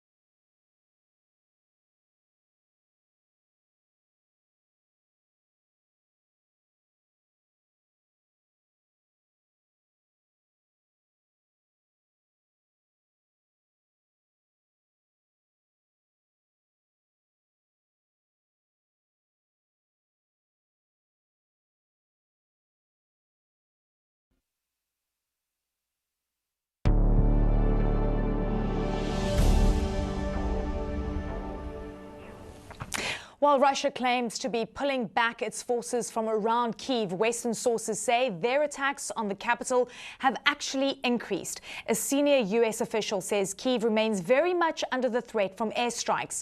But in towns northeast of the capital, the hulks of destroyed Russian tanks and armored vehicles show just how effective Ukrainian forces have been in fighting back. CNN's Christiana Mampur takes us there. The first thing you notice approaching the front northeast of Kyiv are the lines of villagers waiting for humanitarian handouts. They receive a bag of bread and basics to get them through these difficult days. The first week of the war, a shell hit us near the greenhouse. We barely survived, says this woman. We had help from strangers around us. They gave us bread and canned food. We wouldn't have managed otherwise. No one here knows when this war will end or whether Russia still has designs on Kyiv. The front line is about a mile away. For now, an uneasy calm prevails ever since the Ukrainian defenders stopped the Russian advance here. It was February 28th, they say, day 4 of the war. They want to show us how they did it, but first we have to clamber over the bridge they downed to see the armored column they managed to take out. The riverbank is littered with their skeletons, and this was a Turkey shoot. Russian armored vehicles and tanks had come off the road to avoid the anti-tank mines, only to find themselves unable to cross the bridge and unable to reverse in time. Ukrainian forces tell us none of the soldiers inside survived. A little further up the road, 2 tanks have been virtually smelted, blasted almost to smithereens. 40-year-old Yevgeny, a veteran fighter, proudly tells us this was his handiwork. We all here have one role: to keep the enemy off our land, he says. First thing they did after seeing the village, they started to shell houses, just like that. They didn't see us. They didn't know we were here, so they just started to work on houses. And so I took the tank in my sights and I fired a rocket. And goodbye to him. The destroyed vehicles are stamped with an O. The Ukrainian officers here tell us this identifies them as Russian units that entered from Belarus to the north. Oleg is the officer who commanded this operation. As for now, looking at previous fighting we've had, I can tell you that we are trained better, he tells me. We have stronger morale and spirit because we're at home. They are afraid, but they go because they're made to. He's been battle-hardened ever since the first Russian invasion in 2014. He says his side has enough weapons, ammunition, and determination to win. I can tell you I'm almost sure the Russians are regrouping and not retreating, he says. Besides, we are preparing ourselves to go forward. We're not preparing just to defend here. US and British intelligence say Putin seems to have, quote, massively misjudged this situation and clearly overestimated the abilities of his military to secure a rapid victory. And this old lady tells us, I have seen one war and here we go again. I wish Putin would go away. The people of this land remain stalwart and the soldiers remain dug in, hoping they can continue to withstand whatever Putin has in store for them next. The International Committee of the Red Cross says it's getting ready to take civilians out of Mariupol. The port city has been under siege for several weeks. A convoy of buses was being sent there today to pick up those who haven't been able to leave yet. And Ukraine said that the Russian side had agreed to a ceasefire along the road those buses need to take. But an official said the convoy was held up at a Russian checkpoint. Mariupol's city council says more than 80,000 residents have now been evacuated since the beginning of the war to Zaporizhia, a nearby city held by Ukrainian forces. The mission is critical. Thousands of lives are at risk. Pascal Hunt is the head of the International Committee of the Red Cross delegation, Ukraine, and is in the central part of the country right now. Pascal, thank you very much for your time. It's such a critical moment in terms of getting hundreds of thousands or thousands of people, tens of thousands of people out of Mariupol. Your team is preparing for the safe passage. Give me a sense of what your understanding is with regards to the humanitarian corridor. Yeah, good evening. The ICRC stands ready to play its role as neutral intermediary and to facilitate the evacuation of population as well as the provision of humanitarian aid. And for that, we need the consent and the support and the agreement from the two parties. It's not only a question of agreeing on the ceasefire, it's also agreeing on the modalities to ensure that this operation takes place in the safest environment for the humanitarian actors, but I would say most importantly for the population there. And we are in constant dialogue with the parties, and we hope that we can be able to start the operation as of tomorrow. We are moving. We have already pre-positioned our trucks, our vehicles close to the front line. And of course, we will be able to move and will be in constant contact with the parties in order to ensure that this operation takes place in the safest possible manner. Yeah. So you're saying safest possible manner. We've seen humanitarian corridors turn into traps and even turn deadly. Are you feeling confident at this point on what you're seeing in terms of assurances from all parties? We always rely on the green light and on the position of the parties. today, as I speak to you, we are quite confident that we will be able to do this operation as of tomorrow. And of course, we will continue to be constantly in touch with the parties in order to make sure that the environment remains conducive for such an operation, because it remains an extremely complex operation, and we will see how the situation unfolds. But I think it is our responsibility to try to do everything to provide a glimpse of hope to this population and to make sure that they can live there, move, and that they receive humanitarian assistance. From what we understand, over 100,000 people are trapped there. What is your capacity going to be able to move people out within that bandwidth? The capacity will also depend on what the parties will provide, because again, we are here to facilitate. So we hope that this operation can last as many days as possible. This is what we have requested. But of course, at the end of the day, this is the responsibility of the parties to agree on that and to ensure that there is a safe passage for letting this, as many people as needed to go out, and for the others to receive aid. We've heard really traumatic stories about running out of water, no food, no medicine. You're also going to be taking in some resources as well. Tell me about what you're going to be taking in and what the city needs right now. I think the needs are just gigantic. We are speaking with the population there, and they are just describing, maybe hell on earth. This is unspeakable what we are hearing. And we hope as well that the suffering of the people in Mariupol is not becoming the future in Ukraine. So I think it is important that this operation takes place tomorrow, that we are building the way or paving the way for future operation to take place. And I think this is what is important. Yeah. Okay, when you said it depends on what the parties agree on, how long would it take you? How many days would it take you to move over 100,000 people? Frankly speaking, I don't know. I don't know what will be the situation there. We have contact with the population there. You can imagine how it is difficult to contact this population, a city that was cut off from the rest of the world for so many weeks. So we will see what we'll find there. And depending on our findings there, we will continue to raise our concern to the parties and to make sure that our humanitarian concern are heard and that the overall conditions are met in order that we can continue to fulfill our mandate and activities in order to alleviate the suffering of the population affected by this terrible conflict. Pascal, we know the Red Cross has been targeted in this war.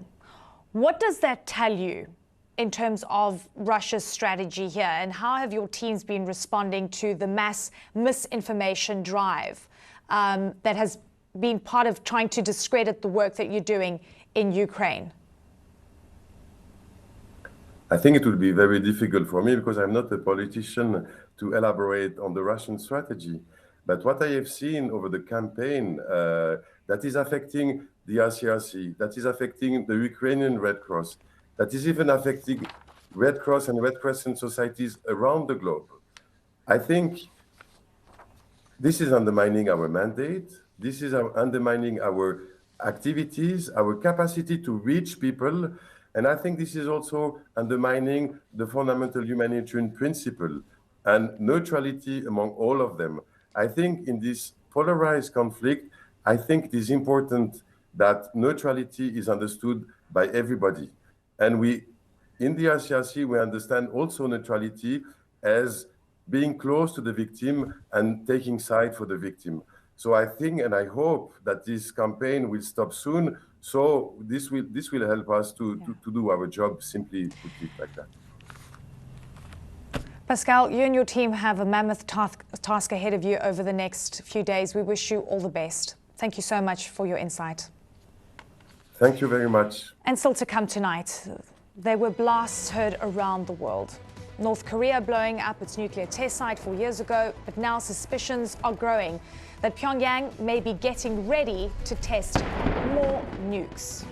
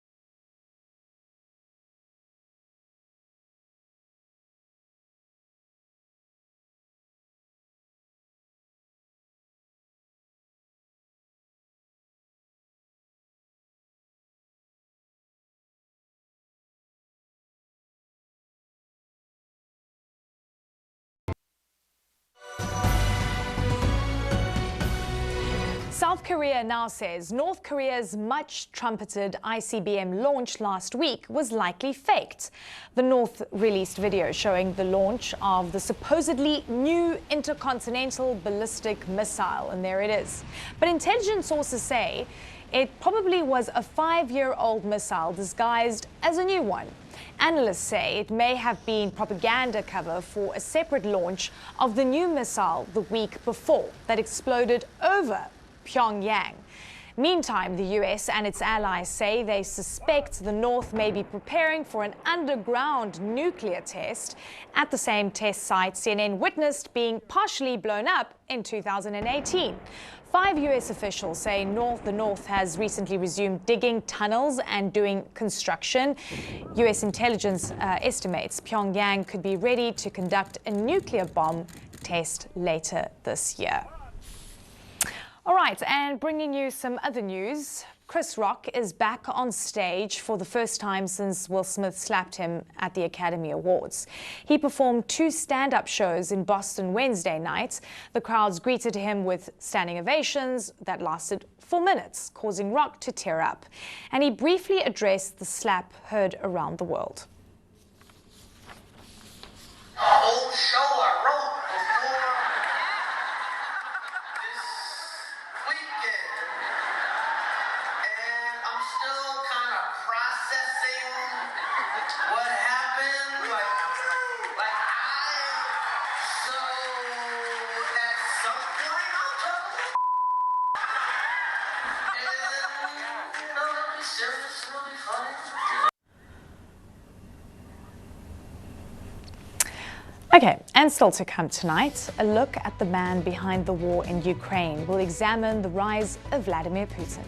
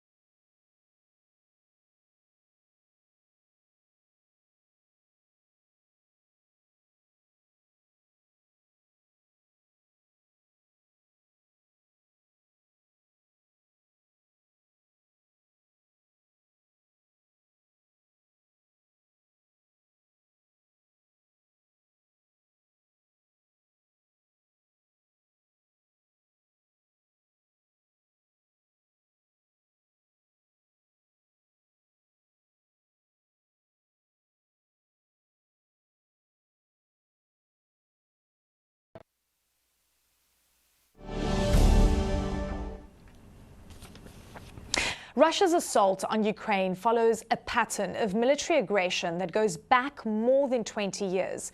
CNN's Matthew Chance covered all of those conflicts and has this report. Russian troops fresh from battle cruising through the devastated streets of a deserted city, virtually leveled by rockets and artillery fire. You can see the apartment blocks in the background reduced to rubble. It could easily be Ukraine in the past few weeks, but this is footage from 22 years ago in Chechnya, a breakaway Russian region brutally suppressed by the Kremlin. An early glimpse of how uncompromising Vladimir Putin would be. The almost unanimous opinion of these soldiers is that if he's elected on Sunday, Vladimir Putin will make a strong president to lead this country and its armed forces. At the time, he vowed to chase terrorists to the toilet and wipe them out in the outhouse. He later expressed regret for those words, but not the actions. Europe's first war of the 21st century was also Putin's war. The tiny Georgian enclave of South Ossetia was a backwater of the former Soviet Union.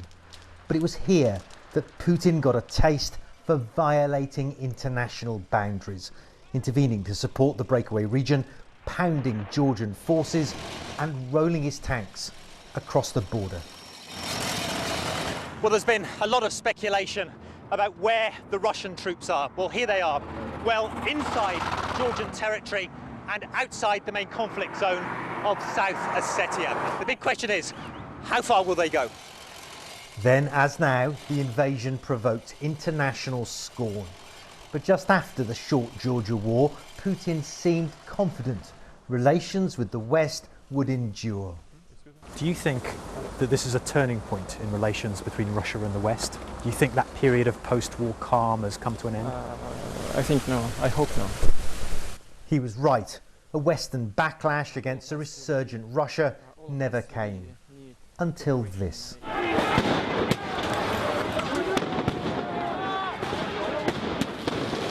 In 2014, protesters toppled a pro-Russian president in neighbouring Ukraine, and Putin moved quickly to secure Russian interests. Well, astonishing developments in Crimea, because without a shot being fired, Russia has moved into the Ukrainian territory and, despite international condemnation, effectively brought it under its control. Sanctions followed, but so too did an unstoppable wave of nationalism.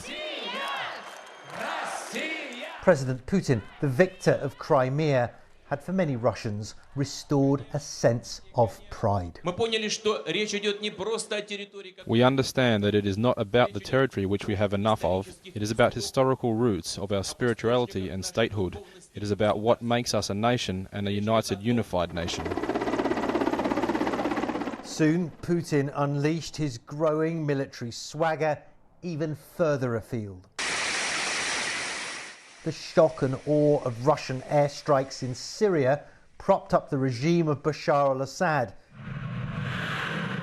each missile helping to change the course of the Syrian conflict and sending a potent message of Russian resurgence.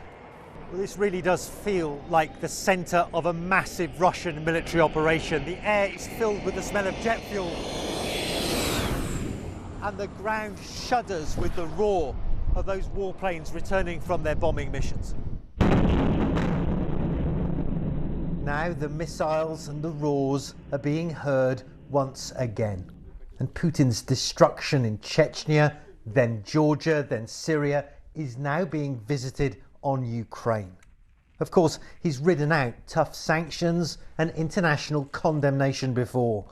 But this time, it's unclear how much support Putin has at home. This is one of those Russian Soviet-era vehicles which is completely burned out. And given painful Russian losses on the battlefield, it's unclear too whether he will now double down as he has in the past, or back down like never before.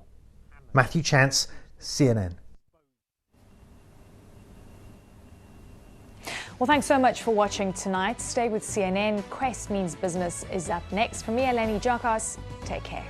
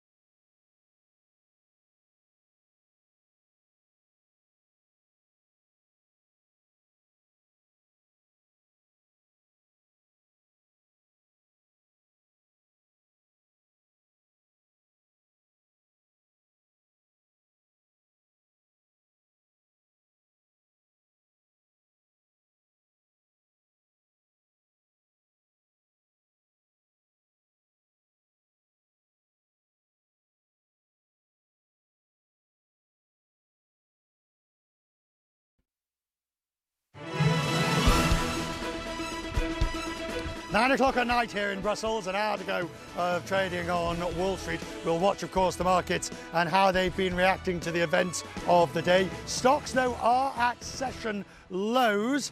We're getting to the last day of the quarter, and as you take a look at how things are, it's the worst quarter, by the way, since the pandemic crash. The way the markets are looking at the moment, and the main events of the day.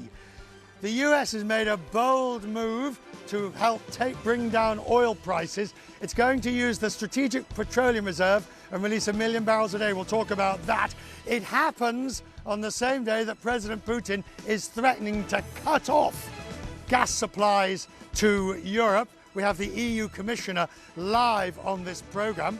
And we hear from Lufthansa's chief executive talking about higher oil prices today. Also how the pandemic showed the value of travel.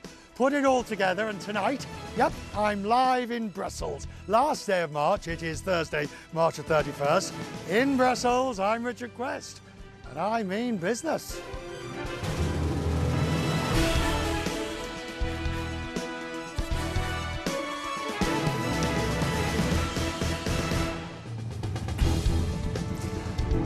Good evening from Brussels this evening, the seat of European Union power, if you will, where there have been major developments across Europe in terms of oil. And it's about oil that we will be talking about a great deal this evening. On both sides of the Atlantic, there have been announcements concerning oil and the conflict in Ukraine.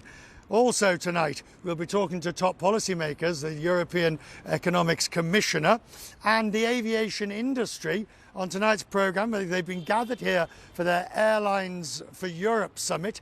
On this programme, you will hear from the CEO of Lufthansa, Ryanair, the EU Economics Commissioner, and also the Director General of the EU Transport Division. Let's start in the United States today. History was made as President Biden invoked war powers to tackle America's energy crisis. The president is using the Strategic Petroleum Reserve. More than 700 million barrels are in the reserve, set up specifically for emergency use to help the supply into the market. The president will use his powers and release 1 million barrels a day for 6 months. And at the same time, he will pressurize US oil companies to produce more, probably from fracking and non-traditional methods. You can see the effect it had on the market. Brent fell some 5% at $105 a barrel. Last month, the swing has been from 100 to 130 and back again. But more oil from the SPR is considered to be obviously a major positive. The president said the extra oil will help the US get through the driving season, the summer to September. Today, I'm authorizing the release of 1 million barrels per day for the next 6 months, over 180 million barrels from the Strategic Petroleum Reserve. This is a wartime bridge to increase oil supply until production ramps up later this year. And it is by far the largest release of our national reserve in our history. It will provide a historic amount of supply for a historic amount of time. A 6-month bridge to the fall. Now, here in Europe, Russia has gone head-to-head, or is going head-to-head, on the question of gas supplies to Europe, threatening to cut off gas supplies to Europe if energy is not paid for in rubles, starting basically tomorrow. Unfriendly countries is how President Putin describes it, who don't comply with that would help stabilize the currency.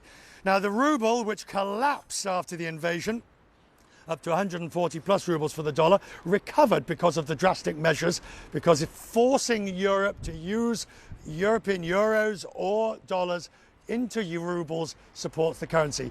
Our correspondents have great details on this and give us insight. It's Matt Egan in New York, Claire Sebastian in London. Matt, this was a dramatic announcement from the president. It is a bridge, as he said. How much realistically will 1 million a day from the SPR bring down or support prices? Well, Richard, this amounts to a shock and awe campaign from the White House. This release of 180 million barrels of oil. This is 3 times bigger than anything we've ever seen before. So it is big. The problem is that this shock to the market is even bigger, caused by the war in Ukraine. There's so many barrels of oil from Russia that have been knocked offline. And so the experts that I'm talking to, they're skeptical here that this is really going to do enough to actually put a real big dent in prices. And what we saw was oil prices came down last night on the rumors of this announcement. And in the last hour or so, U.S. oil actually went below $100 a barrel after the president was speaking. So it is having an impact. But it's not going to be enough, I don't think, to suddenly make oil go dramatically lower. I don't think it's going to dramatically lower gasoline prices. And in fact, some of the experts that I'm talking to said that they still anticipate that prices at the pump in the United States are going to go back up to record highs, hitting fresh records this summer. But I think at the end of the day, Richard, so much depends on what actually happens in the war in Ukraine and how many barrels from Russia are actually knocked offline. Claire Sebastian in London, the decision to force payments in rubles. It's a very complicated mechanism to do with opening up special K accounts and money being transferred from here to there and back again. But substantially, that's going to be the way Germany et al. Will have to pay if they want Russian gas and oil. Yeah. Richard, Putin made that extremely clear today. If they don't pay according to this mechanism, then he will stop deliveries. It all boils down, of course, to sanctions. He said, look, we've been delivering gas, Europe's been paying in euros, and then they've been freezing those euros, and he said that we expect those sanctions to continue, and so we have to protect ourselves. But if you really dig into the detail of this, Richard, this is where it gets interesting, because it really doesn't seem like practically anything will change for Russia's gas customers in Europe. Essentially, the mechanism is that they pay their euros or whatever currency they're already paying into Gazprom Bank, which is the bank that already carries out transactions for Gazprom. Gazprom will then trade those euros, for example, into rubles on the exchanges, and then pay them into a special account, which will then complete the transaction. So really, this is just work for Gazprom Bank. It doesn't seem like on the surface anything will actually change from Europe. But European countries, we had from Germany, France, the UK today, they say they are not going to change the currency in which they're going to pay for gas. So right now, they're saying no, even though this mechanism doesn't seem to change anything for them. Because it's a massive form of support for the ruble if this goes through in the way it's envisaged. Matt Egan, how much of what President Biden did is political? How much is economic? That's a good question. I think only the president can answer that. But there's no secret that high inflation and especially high prices for gasoline have been a huge political negative for the president. So there is a political calculation that has to go in here. But I think there's also an economic one, because the higher that oil prices go, the greater the risk of an economic slowdown, both in the United States and overseas. And that, of course, is not good for anyone. But I think the problem here is that, there's a limit to how much oil countries can release from their emergency reserves. I mean, this is not a bottomless pit. Even before this war began, the SPR in the United States was sitting at a 20-year low. And the 180 million barrels that are going to be released throughout the next 6 months will wipe out a third of what's left, bringing reserves down to the lowest level since 1984, at a time, of course, when the United States was smaller in terms of how much oil it consumed and the size of the economy. We should get fresh details on all of this, though, tomorrow. The International Energy Agency is holding an emergency meeting tomorrow to discuss next steps. That's according to a person familiar with the matter telling CNN. And the President of the United States said today that we could expect to hear another 30 million to 50 million barrels of emergency releases from other countries in addition to what the United States has done. And the president correctly said that the more oil that gets released, the bigger the impact on prices. Right. Of course, again, we don't know how long that impact is going to last. Claire, finally to you, Claire, is it likely that Putin will switch off the gas? Richard, that is the big question. I think in the way that would be shooting himself in the foot, because Russia does need the money from selling gas at a time when its economy is really struggling under the weight of sanctions. I think this, this is potentially something that he wanted to do, that then perhaps his central bank or his advisors told him to sort of dial back and create this compromise mechanism. I think ultimately Russia does not want to switch off the taps because of the revenue that it gets from oil, but right. and of course that would be hugely detrimental to its customers. So look, we see where this goes, but there might be a way for both sides in this situation to sort of claim victory, for Europe to say, well, this actually doesn't change anything for us, and for Russia to say, yes, look, they've agreed to our mechanism. But for that, Europe has to find a way to agree to this without looking like it's supporting Russia and President Putin.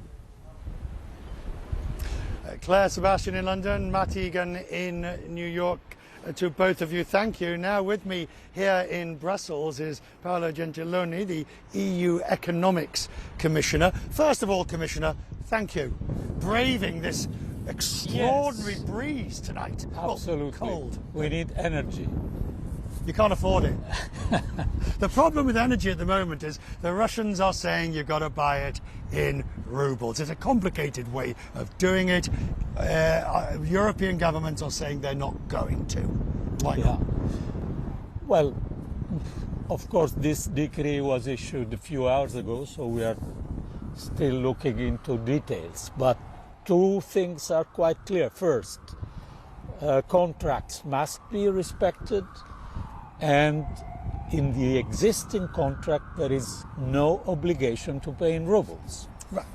Second, we will not be blackmailed by Moscow. That's the real reason. The contract bit is a nice way of getting to the real reason. You're basically saying it's blackmail. It's an attempt to circumvent sanctions and to blackmail the European Union, but it is anything that the existing contracts allow to do. But if this construct of paying to a K bank in dollars or euros, which are then converted by Gazprom Bank into rubles, you're still paying in your own currency. So why is this against it? Well, I think we have contracts to be respected. I understand the maneuver which is behind this, because of course the Russian economy was severely hit by these sanctions. The rubles need to be reinforced by Putin. All this is part of the game. But our reaction was a reaction justified by this war. So at the end, final point, we will not be blackmailed. Then, I mean, the awful part is that we go to extremes here, and the extremes is the gas will be turned off.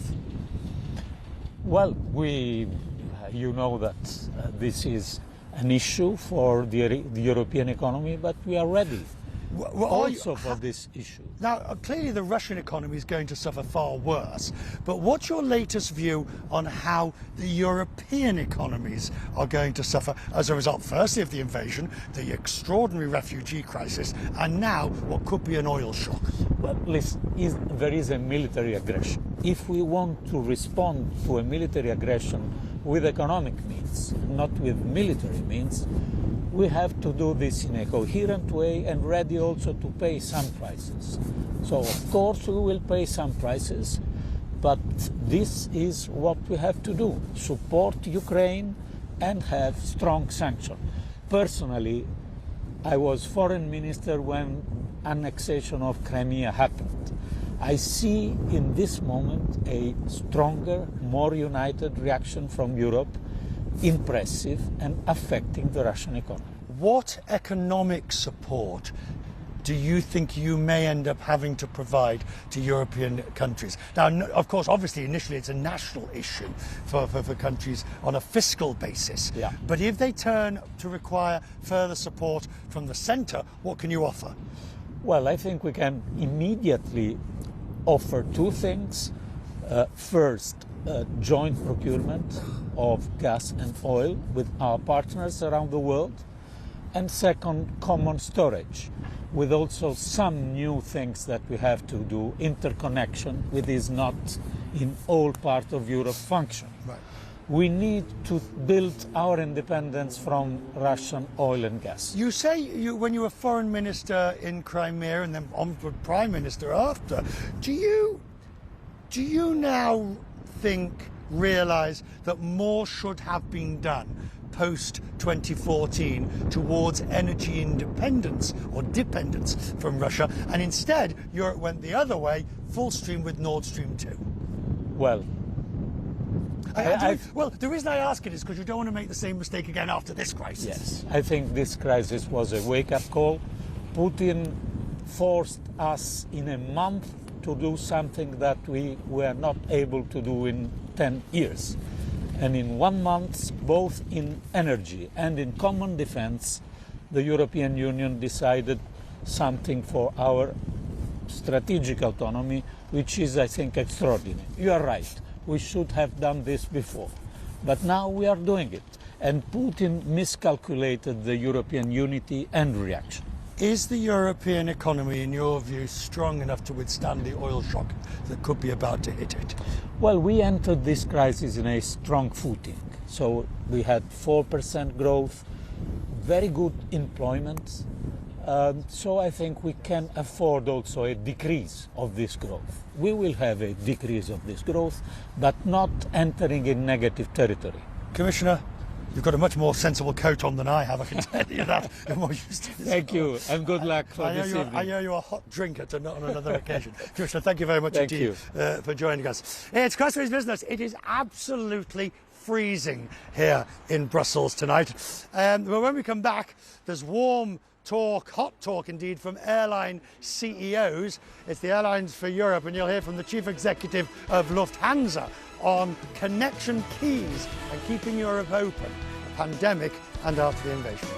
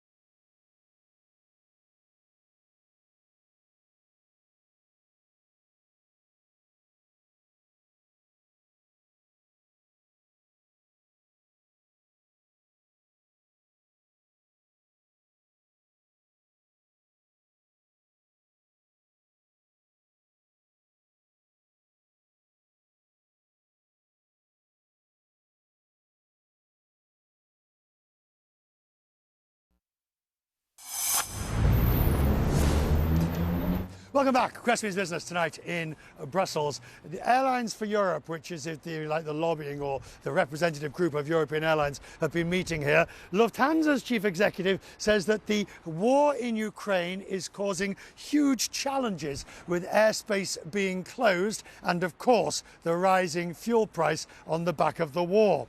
Now, if you look at how closed airspace affects the airlines. Remember, they can't fly over Ukraine, it's too dangerous, and Russia has banned all European carriers from flying over there. So look at this flight from Frankfurt to Beijing. Now, before the invasion, the flight time was 8 hours, 43 minutes. On average, because it has to go a different way, that same flight is taking 10 hours and 6 minutes. It's having to avoid Russian airspace. But of course, keeping communities connected and countries in contact means the flights continue to have to go. Some of them are even more egregious. Take, for example, the JAL flight from Haneda to London. But even so, the flight from Frankfurt to Beijing makes the valid point. It's costing the airlines dear. I spoke to Carsten Spohr earlier about the crisis. There's clearly huge operational challenges to reroute traffic either southbound or, in our case, going home from Tokyo. We're actually leaving eastbound from Tokyo to arrive via Greenland in Europe. So things we haven't done in decades. But it's also fair to say all this is only possible in such a smooth way because of the limited amount of flights from Europe to and from Asia. If we had normal volumes, I think there would be huge operational challenges. One way or another, the industry would solve it. But right now, the airspace is sufficient to provide customers with the service we do, even though flight times are endorsed up to 2 hours. I mean, the interesting point is, in an era when everybody is so concerned about the environment, you have no choice.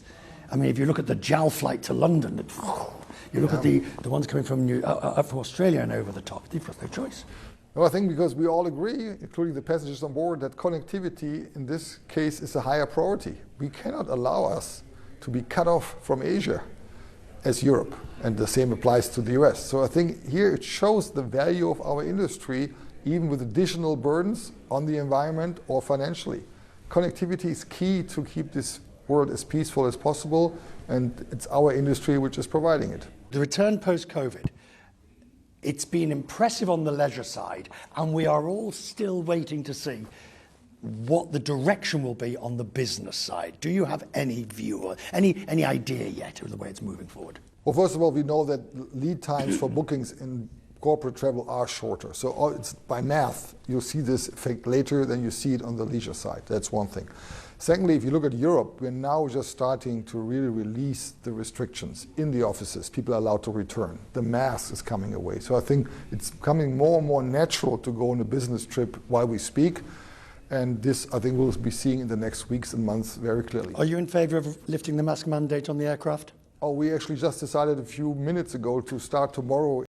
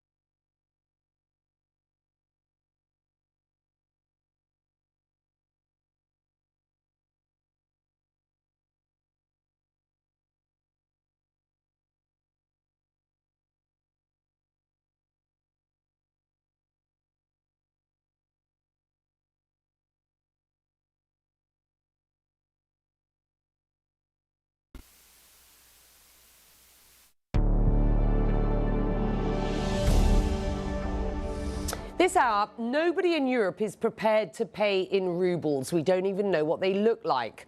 Those are the words coming from one of the countries in Europe most dependent on Russian gas. This as President Putin demands to be paid for gas in his local currency or face getting cut off. I'm Becky Anderson. Hello and welcome back to Connect the World. Before we get to that story, just want to get you an update of what is happening on the ground in Ukraine. On the eve of another round of peace talks with the Kremlin, the news coming from Ukrainian officials and our teams on the ground is mostly about Russian shelling, heavy shelling, This is what the northern city of Chernihiv looks like today after relentless Russian bombardment. And this just 2 days after the Kremlin promised to ease up on mortar attacks on that city. Kharkiv in the northeast is faring no better. You're looking at the aftermath of the latest attack on Ukraine's second biggest city. Farther east, across the Donetsk region, which includes the besieged city of Mariupol, Ukrainian police say Russian troops have fired at the civilian population with mortars, tanks and artillery. Yet there may be a flicker of hope, at least for the survivors of Mariupol. Dozens of buses have now set off for the bombed city after Ukraine and Russia agreed to open a humanitarian corridor.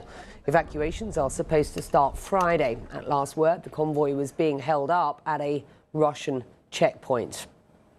Well, that's the story on the ground. Meantime, Russian President Vladimir Putin is doubling down on his demand that unfriendly, and I quote him there, countries pay for gas contracts in rubles. Take a listen to what he said just a few hours ago. Который устанавливает правила торговли российским природным газом for trading in Russian natural gas with the so-called unfriendly states.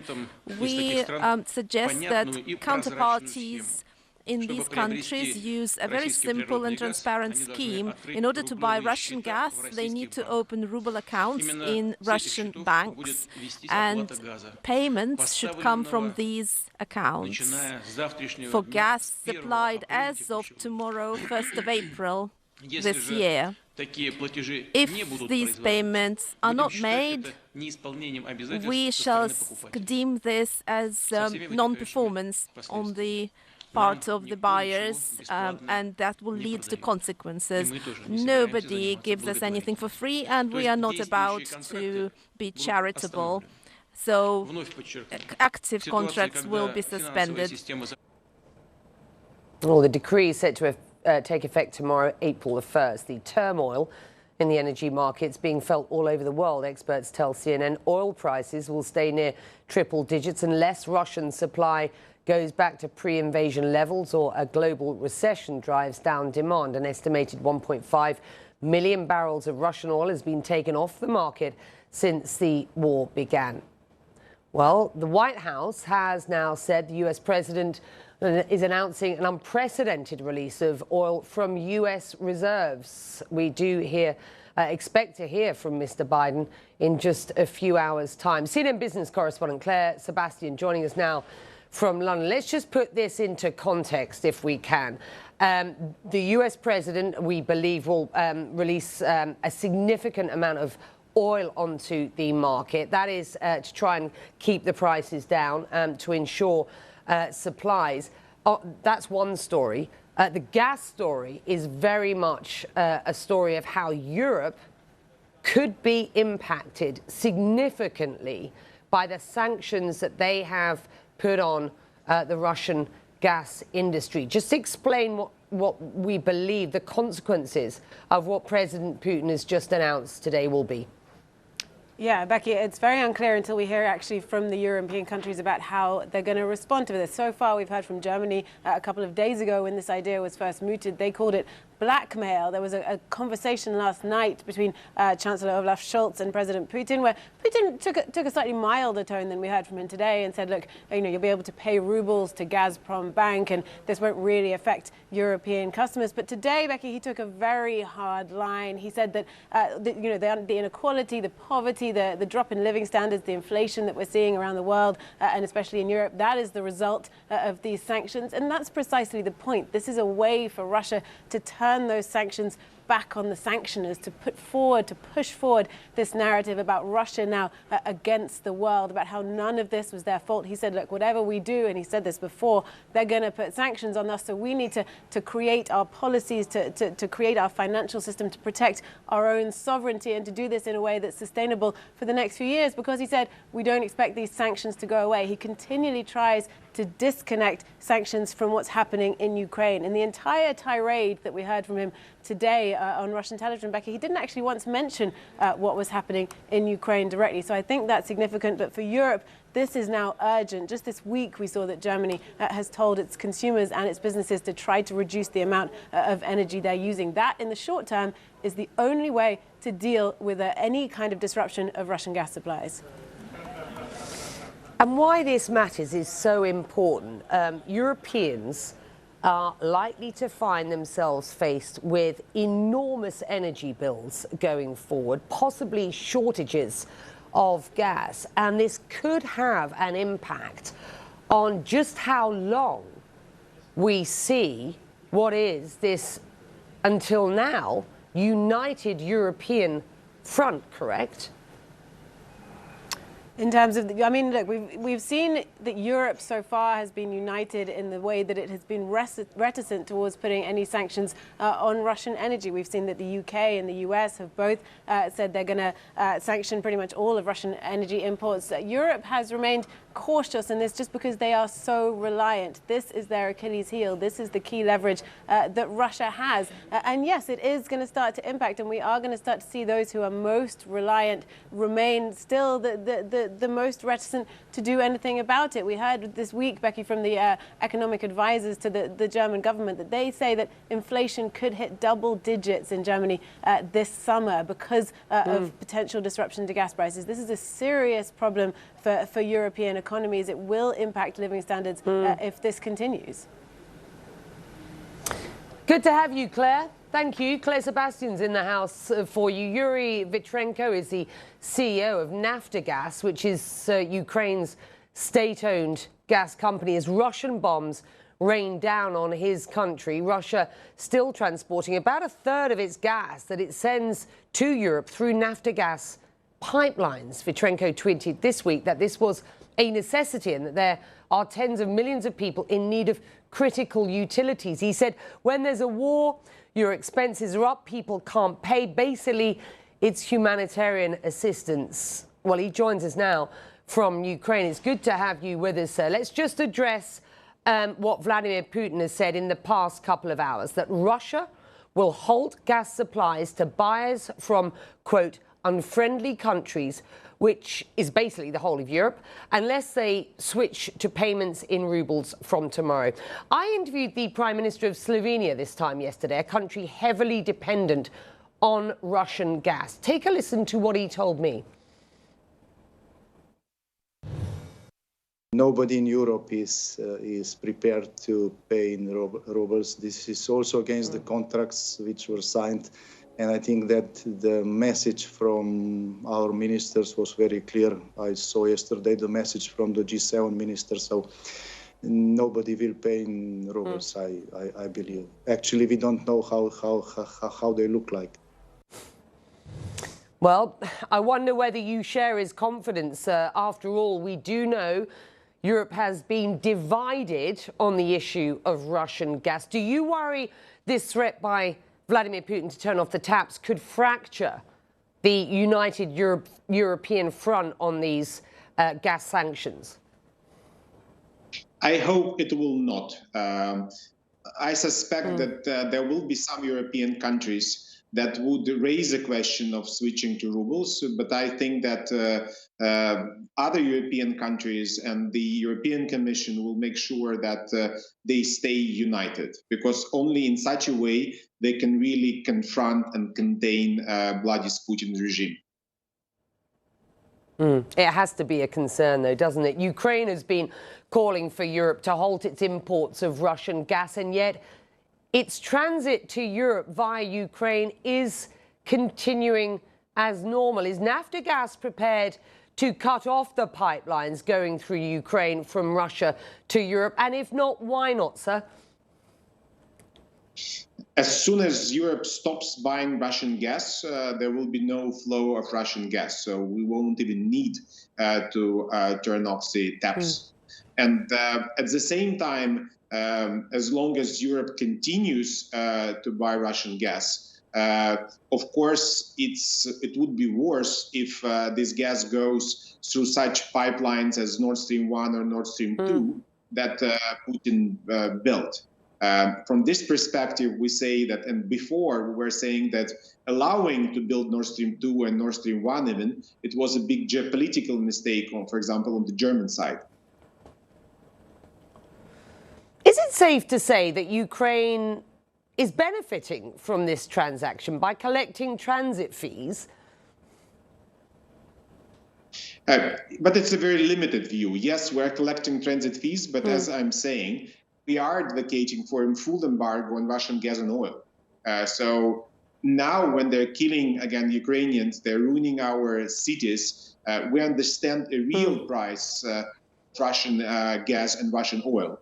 That's why we say that the whole world should stop buying Russian gas and oil. And we are prepared to lose any transit revenues, not compared with costs of Russian aggression. Has Russia been targeting naphtha gas transit facilities that are providing what are needed energy requirements to Ukrainian households? Yes, they are targeting the so-called distribution pipelines that, for example, distribute gas to Ukrainian households. They're ruining, basically, tearing off Ukrainian cities like Mariupol, like Kharkiv, like Akhtirka, and many other cities. But when you look at the transit pipelines, you definitely see that they don't want to hit them with their missiles and in general to cause any damage to these pipelines.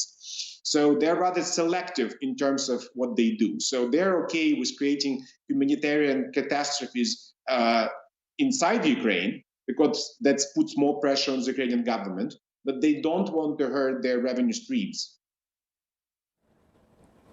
As you and I have just been talking, I am just getting news in, and I think it's important that you hear this and that the viewers hear this, that in response to Vladimir Putin's threat today that gas supplies will be turned off if Europeans don't start buying or paying in rubles, France and Germany have just said that they will refuse to pay for their gas contracts in rubles. Your response to that? That's exactly what we expect from the West, to stay strong and not to fall into the trap laid out by Putin. Because it's not even about blackmail, it's about humiliating Europe, humiliating the whole world with this clearly illegal suggestion to pay in rubles. So that's why here France and Germany finally show leadership how to confront Putin's regime aggression.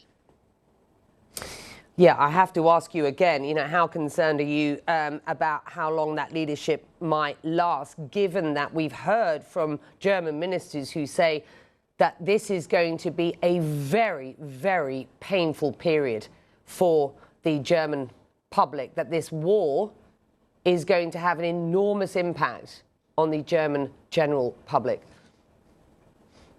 You see, you understand things in comparison. In Ukraine, the cost that we are paying, it's, again, thousands of civilians dying, kids, pregnant women, again, all these hostilities, just horrendous. So if Germans will have to pay slightly more for their energy, maybe they will have to, again, keep temperature a little bit lower in their houses. Maybe they will refuse, again, to have an extra travel with a big car or something like that. It cannot be compared with the risk that Germany, not even Ukraine, Germany bears if Putin's imperialistic ambitions are not stopped now in Ukraine. And probably leaders of Germany and France, they now started to realize the risks coming from this imperialistic ambitions of Putin. I have to ask you, sir, how are you doing? Again, there is no safe place in Ukraine, and I'm in Ukraine. I have to travel again to Kiev. Kiev is being bombed like almost every day. I have to go to our sites where we still produce, for example, gas or deliver heating to Ukrainians. Unfortunately, some of our employees were killed, civilians. They were killed by Russian army. Again, many of our infrastructure assets are ruined. So, of course, and every hour I hear about new attack, sometimes death of my personnel. Again, as you can imagine, it's not an easy period of everybody's life in Ukraine. And then, for example, when I think about our customers in the city of Mariupol that is besieged by Russian army, they cannot exit. And they're dying over there. So, of course, it's horrible.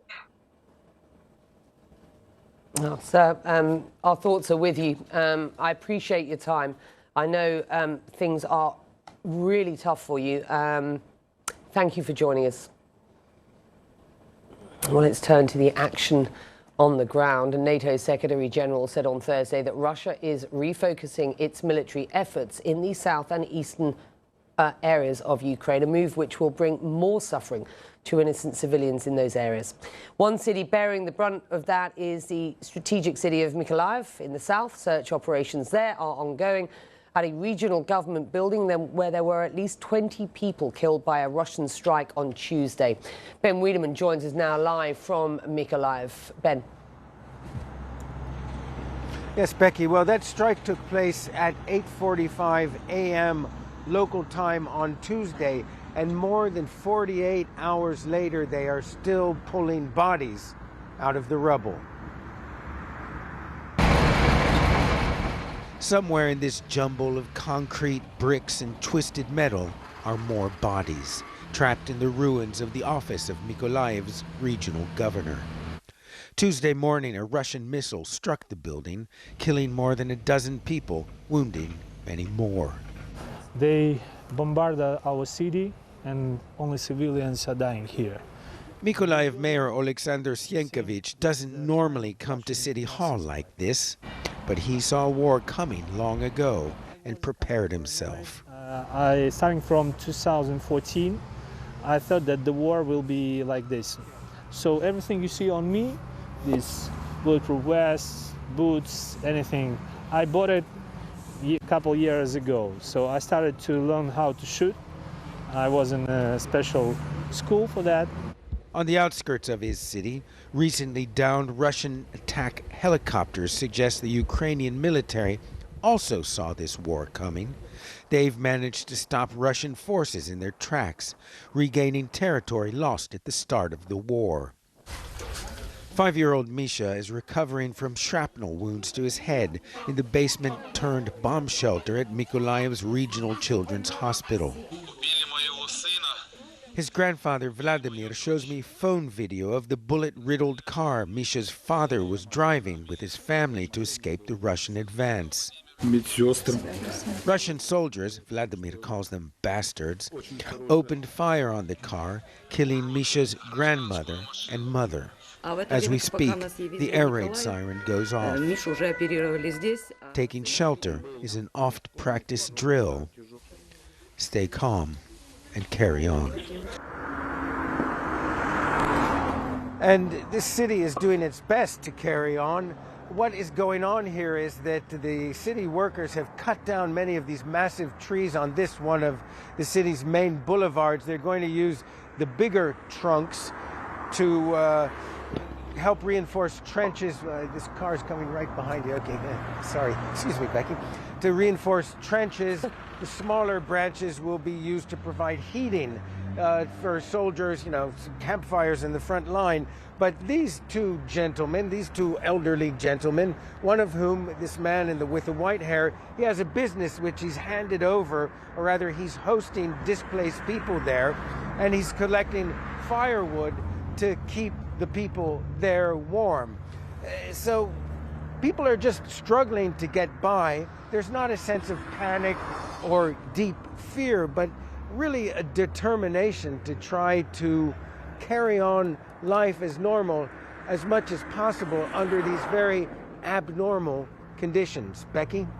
Absolutely. It is remarkable. Ben, thank you. Ben Wiedemann's on the ground for you, Mykolaiv.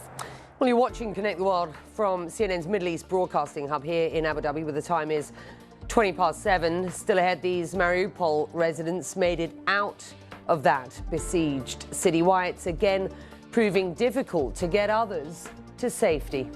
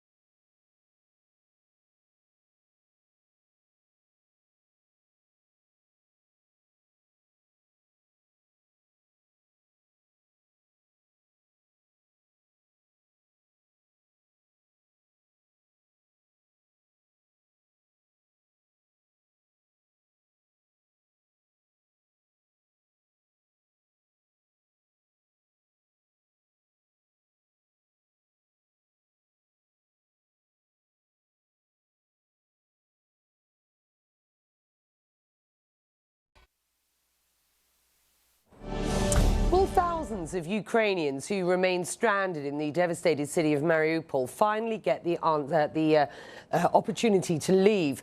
Well, the answer remains muddy today after news that Russian troops are blocking a convoy of dozens of evacuation buses from heading there. That convoy departed Zaporizhzhia around midday local time after Russia and Ukraine agreed to open what's known as a humanitarian corridor. Getting people out of Mariupol has proved extremely difficult, as you will be well aware, but some have made it to safety. These are pictures of evacuees arriving in Zaporizhzhia a few days ago. CNN's Ivan Watson connecting us today from there. And this will be, I'm sure, terrifying for those who are hoping to get out, but it's not yet clear that they're going to make it. What are you hearing there? Well, there have been mixed reports throughout the day. The latest announcement coming from the Mariupol City Council, which is that the convoy of buses has reached the Russian-occupied Ukrainian port of Berdyansk, which is kind of the first point outside of Mariupol that the evacuees had been going to.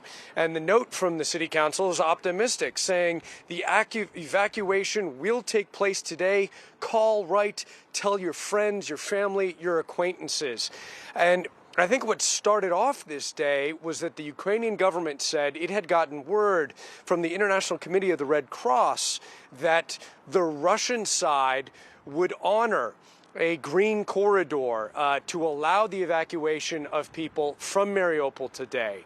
And with that announcement, the Ukrainians announced that they were going to send some 45 buses from this city of Zaporizhzhia in the direction of Berdyansk and Mariupol. So I think there is some optimism. There have been some reports throughout the day that there were holdups of that convoy, but now it does seem to be moving forward.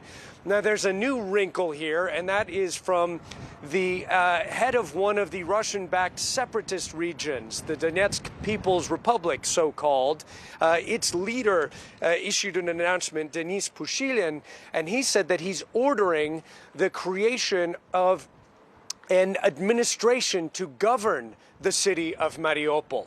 That, to me, sounds very much like the first steps of Russian annexation of that contested city. And I say contested because there are still Ukrainian troops in that city. They have still been fighting day after day, despite being encircled, against the Russian forces that have been laying siege to it. However, Ukraine said that it was going to honor a ceasefire today. So in the very short term, it seems that Ukraine has agreed not to shoot, and perhaps we will get a large number of very shell-shocked and traumatized evacuees coming in this direction if this ceasefire holds. Becky. And that's a big if, of course, isn't it, at this point? Thank you, Ivan. Well, the UN says more than 4 million Ukrainians have fled their homeland since this war began. Neighbouring Hungary has welcomed more than 360,000 of them. CNN's Matt Rivers spoke to some of the new arrivals about what finally drove them out of Ukraine after weeks of war. Zahonya train station, just across the border from Ukraine. It's here where refugees fleeing the war touch Hungarian soil for the first time. People have been arriving here since the first days of the war, but these are the people that chose to stay longer, up until they couldn't. People like Elena, who left with her husband and 3 daughters. How old is she? 5. And she asked if the tank would shoot at us. Yes, because she saw tank every day because they... She saw Russian tanks? Russian tanks, a lot of Russian tanks. Elena says Russian soldiers had occupied her village and set up artillery positions, and that Ukrainian forces started to target them. Just a few days ago, she says there was an explosion about 100 meters from her house. Right after it hit, she knew it was time to go. She says, I thought to myself, I'm 34, I have 3 children. It can't end like this. So we walked right into the forest for 2 hours. A Ukrainian soldier then stopped us and told us that there were snipers everywhere. They put us underneath shields and walked us to safety because there were firefights everywhere. They never wanted to leave, she said, but eventually she had no choice. It is a common sentiment from those here who waited for weeks after the invasion to make a brutal decision to flee the only home they've ever known. Olesia Lahuta was one of them. We stayed a really long time after the war started, she says, about a month. But every day the sound of the bombing got closer and closer, and our children are small. Our building didn't have a basement, and there was no cover available. So she joined the hundreds of thousands of other Ukrainians that have arrived here in Hungary. And as her kids sit and play in her lap, she gets emotional about the threat to their lives and others. I can't understand why, she says, choking up. There are lots of small children who died, and I can't understand the purpose of this war. It's not only my children that are in danger. The Ukrainian prosecutor's office says at least 145 children have died in the war, a number that is almost certainly an undercount. Olesia fled because she didn't want her kids added to the list. And now she gets back on the train, headed toward Budapest, with an uncertain future amidst a horrible war. Matt Rivers, CNN, Zahun, Hungary. One former Russian oligarch is speaking out against his country's invasion of Ukraine. Hear what he is saying about the Russian president and how he says Israel should respond. That is coming up.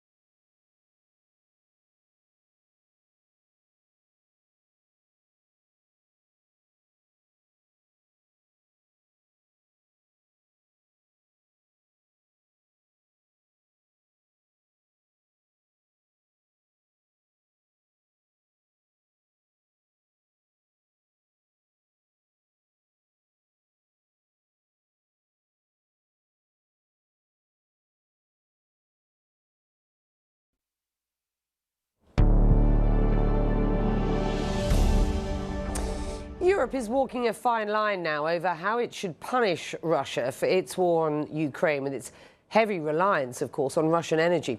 The head of the European Union says Europe must be intelligent on sanctions and that targeting the billionaires closest to Russian President Vladimir Putin, like Roman Abramovich and Igor Sechin, is the best course of action. Well, European sanctions have taken aim at seizing luxury items, including yachts and private jets, to add pressure to Mr. Putin's inner circle. Well, let's bring in Hannes Gold, who is live in Jerusalem. She spoke to one former Russian oligarch about Russia's war on Ukraine. Who did you speak to and what did he tell you? Becky, Leonid Nevzlin made his fortune in Russia in the finance and oil arenas and knew Vladimir Putin. But he soon found himself tangling with the Kremlin and fled to Israel, where he could immigrate because he's Jewish. And he's been a long-time critic now of Putin and of his fellow Russian elites. And for him, though, the invasion of Ukraine was the last straw, so much so that earlier this month, he decided to completely renounce his Russian citizenship. When Russia invaded Ukraine, this one-time Russian oligarch had had enough. Billionaire Leonid Nevzlin, a longtime critic of Vladimir Putin, publicly renounced his Russian citizenship in a Facebook post. Speaking to us from his home north of Tel Aviv, Nevzlin said the decision was a long time coming. То я просто почувствовал, что мне надо объявить, что я не признаю этого гражданства. Я не признаю гражданство России, которой правит фашист Путин. Nevzlin left Russia for Israel nearly 20 years ago, after what he says was a politically motivated series of charges against him and the Yukos oil company he co-founded. The Israeli Supreme Court declined the Kremlin's request to extradite him, and the European Court of Justice ruled he did not receive a fair trial. Nevzlin is calling now for harsher sanctions against his one-time compatriots, the Russian oligarchs, and criticizing the Israeli government for what he says is a lackluster response to the war. What do you think it would take for the Russian elite, for the oligarchs, to stop supporting Vladimir Putin? Необходимо больше санкций против российской элиты, и не только против бизнеса, но и против его политических, личных и бюрократических союзников, которые действительно запятнали свои руки в крови за все эти годы. Вот. Украина является, мне кажется, последней точкой, и санкционирование большого количества людей должно произойти системно, не оставив им никакой лазейки пользоваться ворованными деньгами ни на Западе, ни на Востоке, а также должно затронуть их семьи. We've been hearing here in Israel that there might be a new wave of Russian oligarchs, Russian elite who will try to leave Russia and come to Israel. Do you think they should be allowed in? Люди, которые получили израильское гражданство законно и являются крупными бизнесменами Владимира Путина, без сомнения, должны быть поражены в определенных правах в Израиле. Израиль должен как минимум частично присоединиться к санкциям, и с точки зрения финансов, с точки зрения банковских счетов, с точки зрения использования благ общества, они должны быть очень ограничены, чтобы они не могли далее вкладывать большие деньги в прямую или косвенную коррупцию в Израиле. Prime Minister Naftali Bennett has tried to mediate and not directly criticize Putin. And while Israel has condemned Russia's invasion and is sending humanitarian aid to Ukraine, it has not imposed economic sanctions against Russia, although it pledges it won't become a route to bypass other countries' sanctions. Nevzlin says he is a proud Israeli citizen and Jew, but says Israel needs to do more to support Ukraine and have a more generous refugee policy to all, whether Jewish or not. So you do seem a little bit ashamed of the Israeli government, how they're handling everything from the politics to the refugees. Мне очень стыдно. What do you hope will change then in the next few days, weeks? Я думаю, что оно драматически изменится после выступления Зеленского перед Кнессетом. Если этого не произойдет, то я думаю, что общество даст большой нагоняй правительству. You said you hope one day to be able to reclaim your Russian citizenship.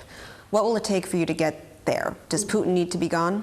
Я бы, конечно, я вам скажу честно, если бы мне дали бы украинское гражданство, то я бы считал это большой честью. Until then, one less citizenship in hand, Nevzlin says he'll continue to work trying to democratize Russia from the outside.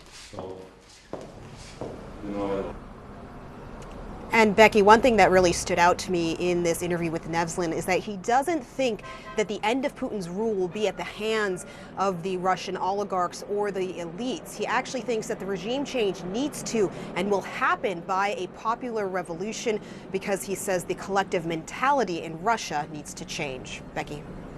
You may believe it needs to change that way. Will it, though? Is there an opportunity for that is another question, isn't it? Thank you, Hadas. We have new developments in the trial over the killing of the journalist Jamal Khashoggi. Turkish state media report the prosecutor in the case is asking for the trial to be transferred to Saudi authorities. Khashoggi was killed at Saudi Arabia's consulate in Istanbul 4 years ago. 26 Saudi suspects have been tried in absentia in Turkey for nearly 2 years.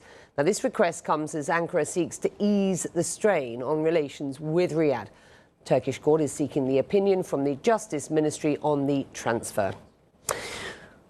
Well, if you are a regular viewer of this show, you will know that we have, over the last 6 months, regularly broadcast from the Expo 2020 Dubai. Well, it's officially over this evening, the closing ceremony taking place as we speak. You can see the performances live on your screens now. That is the extraordinary Al Wasl Dome, where we have seen so many performances over the past half year. Expo's legacy, though, will live on. We speak with the startups who have benefited most from this World Fair. That is up next.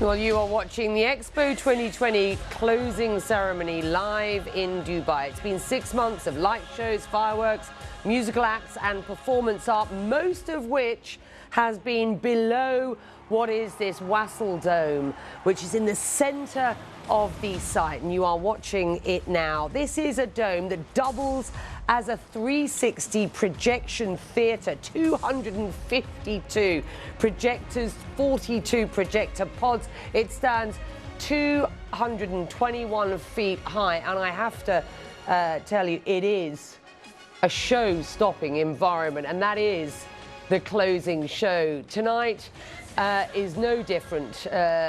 Tonight we've got Christina Aguilera, Tiesto and Norah Jones headlining that show. Well, while the World Fair is closing its doors for now, its legacy should live on. This event was primarily a showcase of innovative businesses and inventions. That's what these World Fairs are all about. And it has, though, fostered the development of ideas that will, they hope, benefit mankind for years to come. Well, I met some of the startups that received grants and support. And quite frankly, you know, I was pretty astounded at the ingenuity on display. Have a look at this.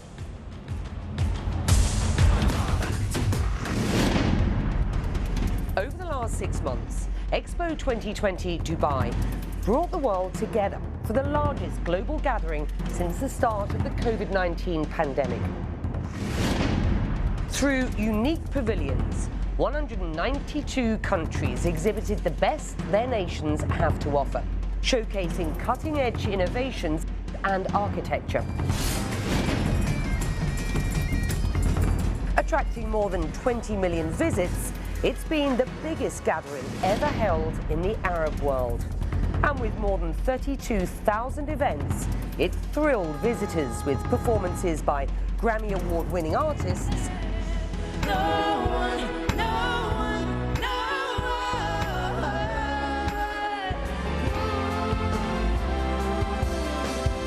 and sporting heroes. He looks good for 37, doesn't he, ladies and gentlemen? Well, as Expo draws to a close, we wanted to take a look at the sort of impact that this World Fair has had and the sort of legacy that it might provide. Come with me. This is the good place, the Expo Live Pavilion, home to global innovators who have committed themselves to making their communities and our planet a better place. We understood very clearly that innovation is a big part of World Expos, and we wanted to be different. So our leadership put $100 million in place so that we could search the world for innovations and bring them to the Expo for the whole world to see. How does Expo Live interact with the wider Expo project? I think the best part that we fit in is to give an idea of impact and legacy. You see, all of the startups that we have supported, they're not your typical startup. They're generating a positive impact in society and in the environment. And we believe that these are the kind of startups and the kind of future companies that we need in our world. Sifting through 11,000 applications from 186 countries, Yusuf and his team chose 140 startups to showcase at Expo. My personal favorite is one that's right behind you. It's Be My Eyes from Denmark. It's by a gentleman called Hans. He's unfortunately going blind. And he figured out that if he could create an app that would allow somebody to borrow somebody else's eyes, that would help him become more independent as a visually impaired person. Be My Eyes is an app that allows somebody who's visually impaired to ask for help, to check if the milk is still good, if the medicine is the correct one. And it connects with a volunteer anywhere around the world who can speak the same language. Be My Eyes today are the largest volunteering organization in the world. Be My Eyes is just one of many ideas being shown here. Two others that caught our eye: Desert Control, a product to turn arid soil into fertile land, and Liter of Light, a global grassroots movement that uses inexpensive and readily available materials to provide high-quality solar lighting to communities without electricity. I caught up with the founders, one from the Philippines and the other Norwegian, who believe they are helping to solve serious problems that are yet to be addressed. 1.4 billion people in the world don't have access to electricity, and even in my country, that's about 13 million. So they look for the most expensive energy sources to be able to light up their homes. What we do is we teach the locals green jobs by using local materials and local skills to be able to empower them. And they've made a business moving away from kerosene and change that into solar using the same skills that they use for weaving. Just explain exactly what it is that you identified as an issue that needed addressing. We are addressing, as a Desert Control, three main topics in the world. That is the degradation of our soils, which is absolutely incredible what's happening under our feet, out of sight, out of mind. It's the spreading of deserts in a pace that we have never seen before. We are losing 12 million hectares of fertile soil per year. That's 3 times the size of Denmark. And if you look at the biodiversity that we are losing at the same time, 70% of the world's biodiversity is in our soils. We take plastic bottles, cut it, LED from motorcycles. It has to be everything that can be repairable. And the most important one is, after we teach them, we must make ourselves obsolete. That means they can scale it without us. In Morocco, we use pottery. In the islands, we use bamboo. And so this is just small parts that you can buy from an electrical store. And this one, and a screwdriver. And there, you can actually make a solar light. We make mobile chargers and street lights, which reduce crime by 70%. And how long does this take to build? It takes about 30 minutes. And we're doing it here, right at the expo. We're challenging pavilions. We're challenging a lot of students to be able to build a solar light just like in the villages. But in this case, we will donate them so that they feel the impact. What we have in front of us here is our patented technology, liquid nano clay. And it's made out of pure minerals and clay minerals. And it's almost as thin as water. In our formulation process, we break it down to nanoparticles and microparticles. And when this hits desert sands or dry sands or degraded soils, it becomes water holding, and we're saving irrigation water up to 50%. This is a forum for the cultivation of ideas, but also provides the means. Every innovative solution could potentially receive $100,000. Grants like these are fuel for fledgling projects. How did Expo Live help? Expo Live shows the power of ideas. Anyone, anywhere, can come up with an idea that makes a big difference. Expo Live amplifies unheard voices in changing society in a way that other peoples have not heard of. We've had presidents come in. We had senior philanthropists like Bill Gates come in. We had anybody and anywhere could come in, and you could connect with the same chances as government events. We broke the world record over here by the power of young people coming together, spending 30 minutes of their time building a solar light and showing that that they have the power to make this difference. So we QR coded it and then we donated it to Yemen. And so we're hoping to make this the largest messages for the planet. So we're going to take all those lights and, like a human-powered billboard, assemble them for COP28. It will soon be time for many of the extraordinary structures here at Expo to be taken down. But this pavilion shows that this World Fair should have a lasting legacy far beyond the borders of the UAE.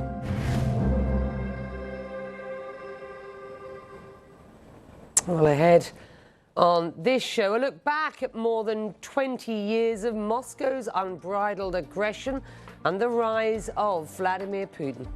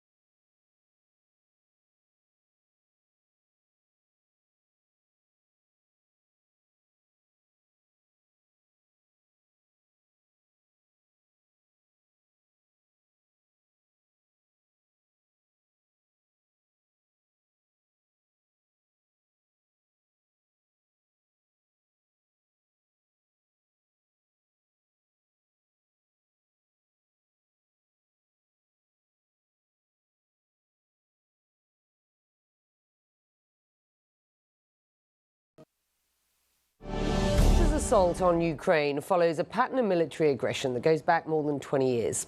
My colleague Matthew Chance covered all of those conflicts, and he has filed this report. Russian troops fresh from battle cruising through the devastated streets of a deserted city, virtually leveled by rockets and artillery fire. You can see the apartment blocks in the background reduced to rubble. It could easily be Ukraine in the past few weeks, but this is footage from 22 years ago in Chechnya, a breakaway Russian region brutally suppressed by the Kremlin, an early glimpse of how uncompromising Vladimir Putin would be. The almost unanimous opinion of these soldiers is that if he's elected on Sunday, Vladimir Putin will make a strong president to lead this country and its armed forces. At the time, he vowed to chase terrorists to the toilet and wipe them out in the outhouse. He later expressed regret for those words, but not the actions. Europe's first war of the 21st century was also Putin's war.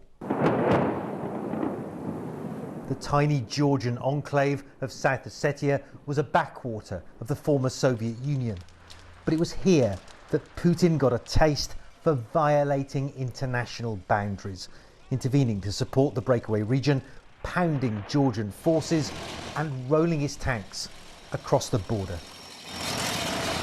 Well, there's been a lot of speculation about where the Russian troops are. Well, here they are. Well, inside Georgian territory and outside the main conflict zone of South Ossetia. The big question is, how far will they go? Then, as now, the invasion provoked international scorn. But just after the short Georgia war, Putin seemed confident relations with the West would endure. Do you think that this is a turning point in relations between Russia and the West? Do you think that period of post-war calm has come to an end? I think no. I hope no. He was right. A Western backlash against a resurgent Russia never came. Until this.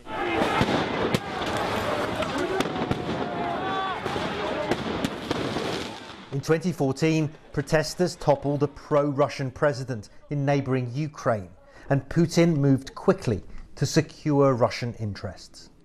Well, astonishing developments in Crimea, because without a shot being fired, Russia has moved into the Ukrainian territory and, despite international condemnation, effectively brought it under its control.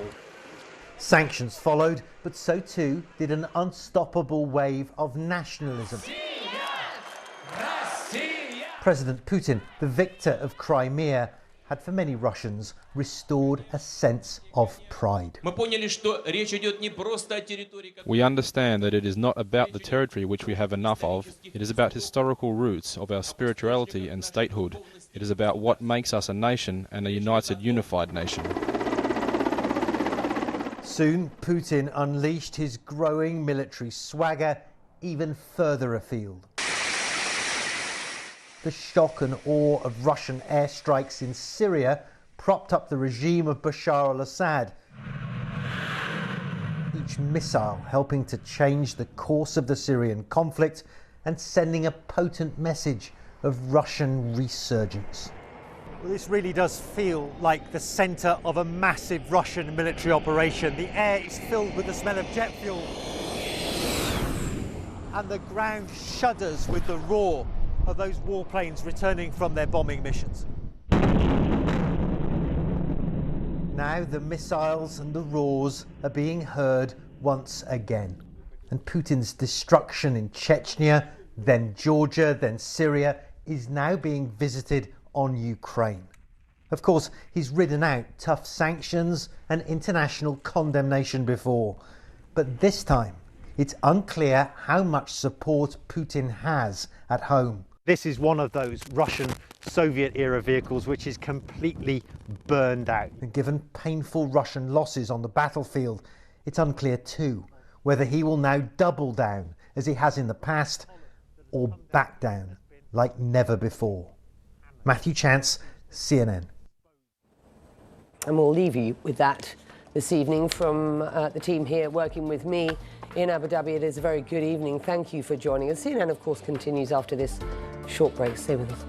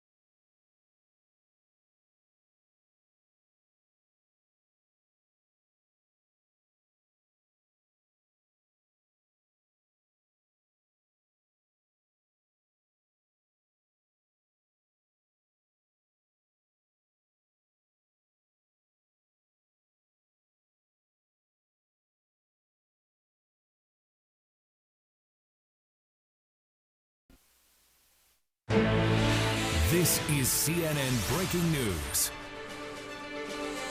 Hello everyone, I'm Zain Asher in New York, and this is One World. Ukrainian forces appear to be making gains against Russian troops near the northern city of Chernihiv. Videos posted online show a bombed-out Russian tank as Ukrainian forces retook the town of Sloboda.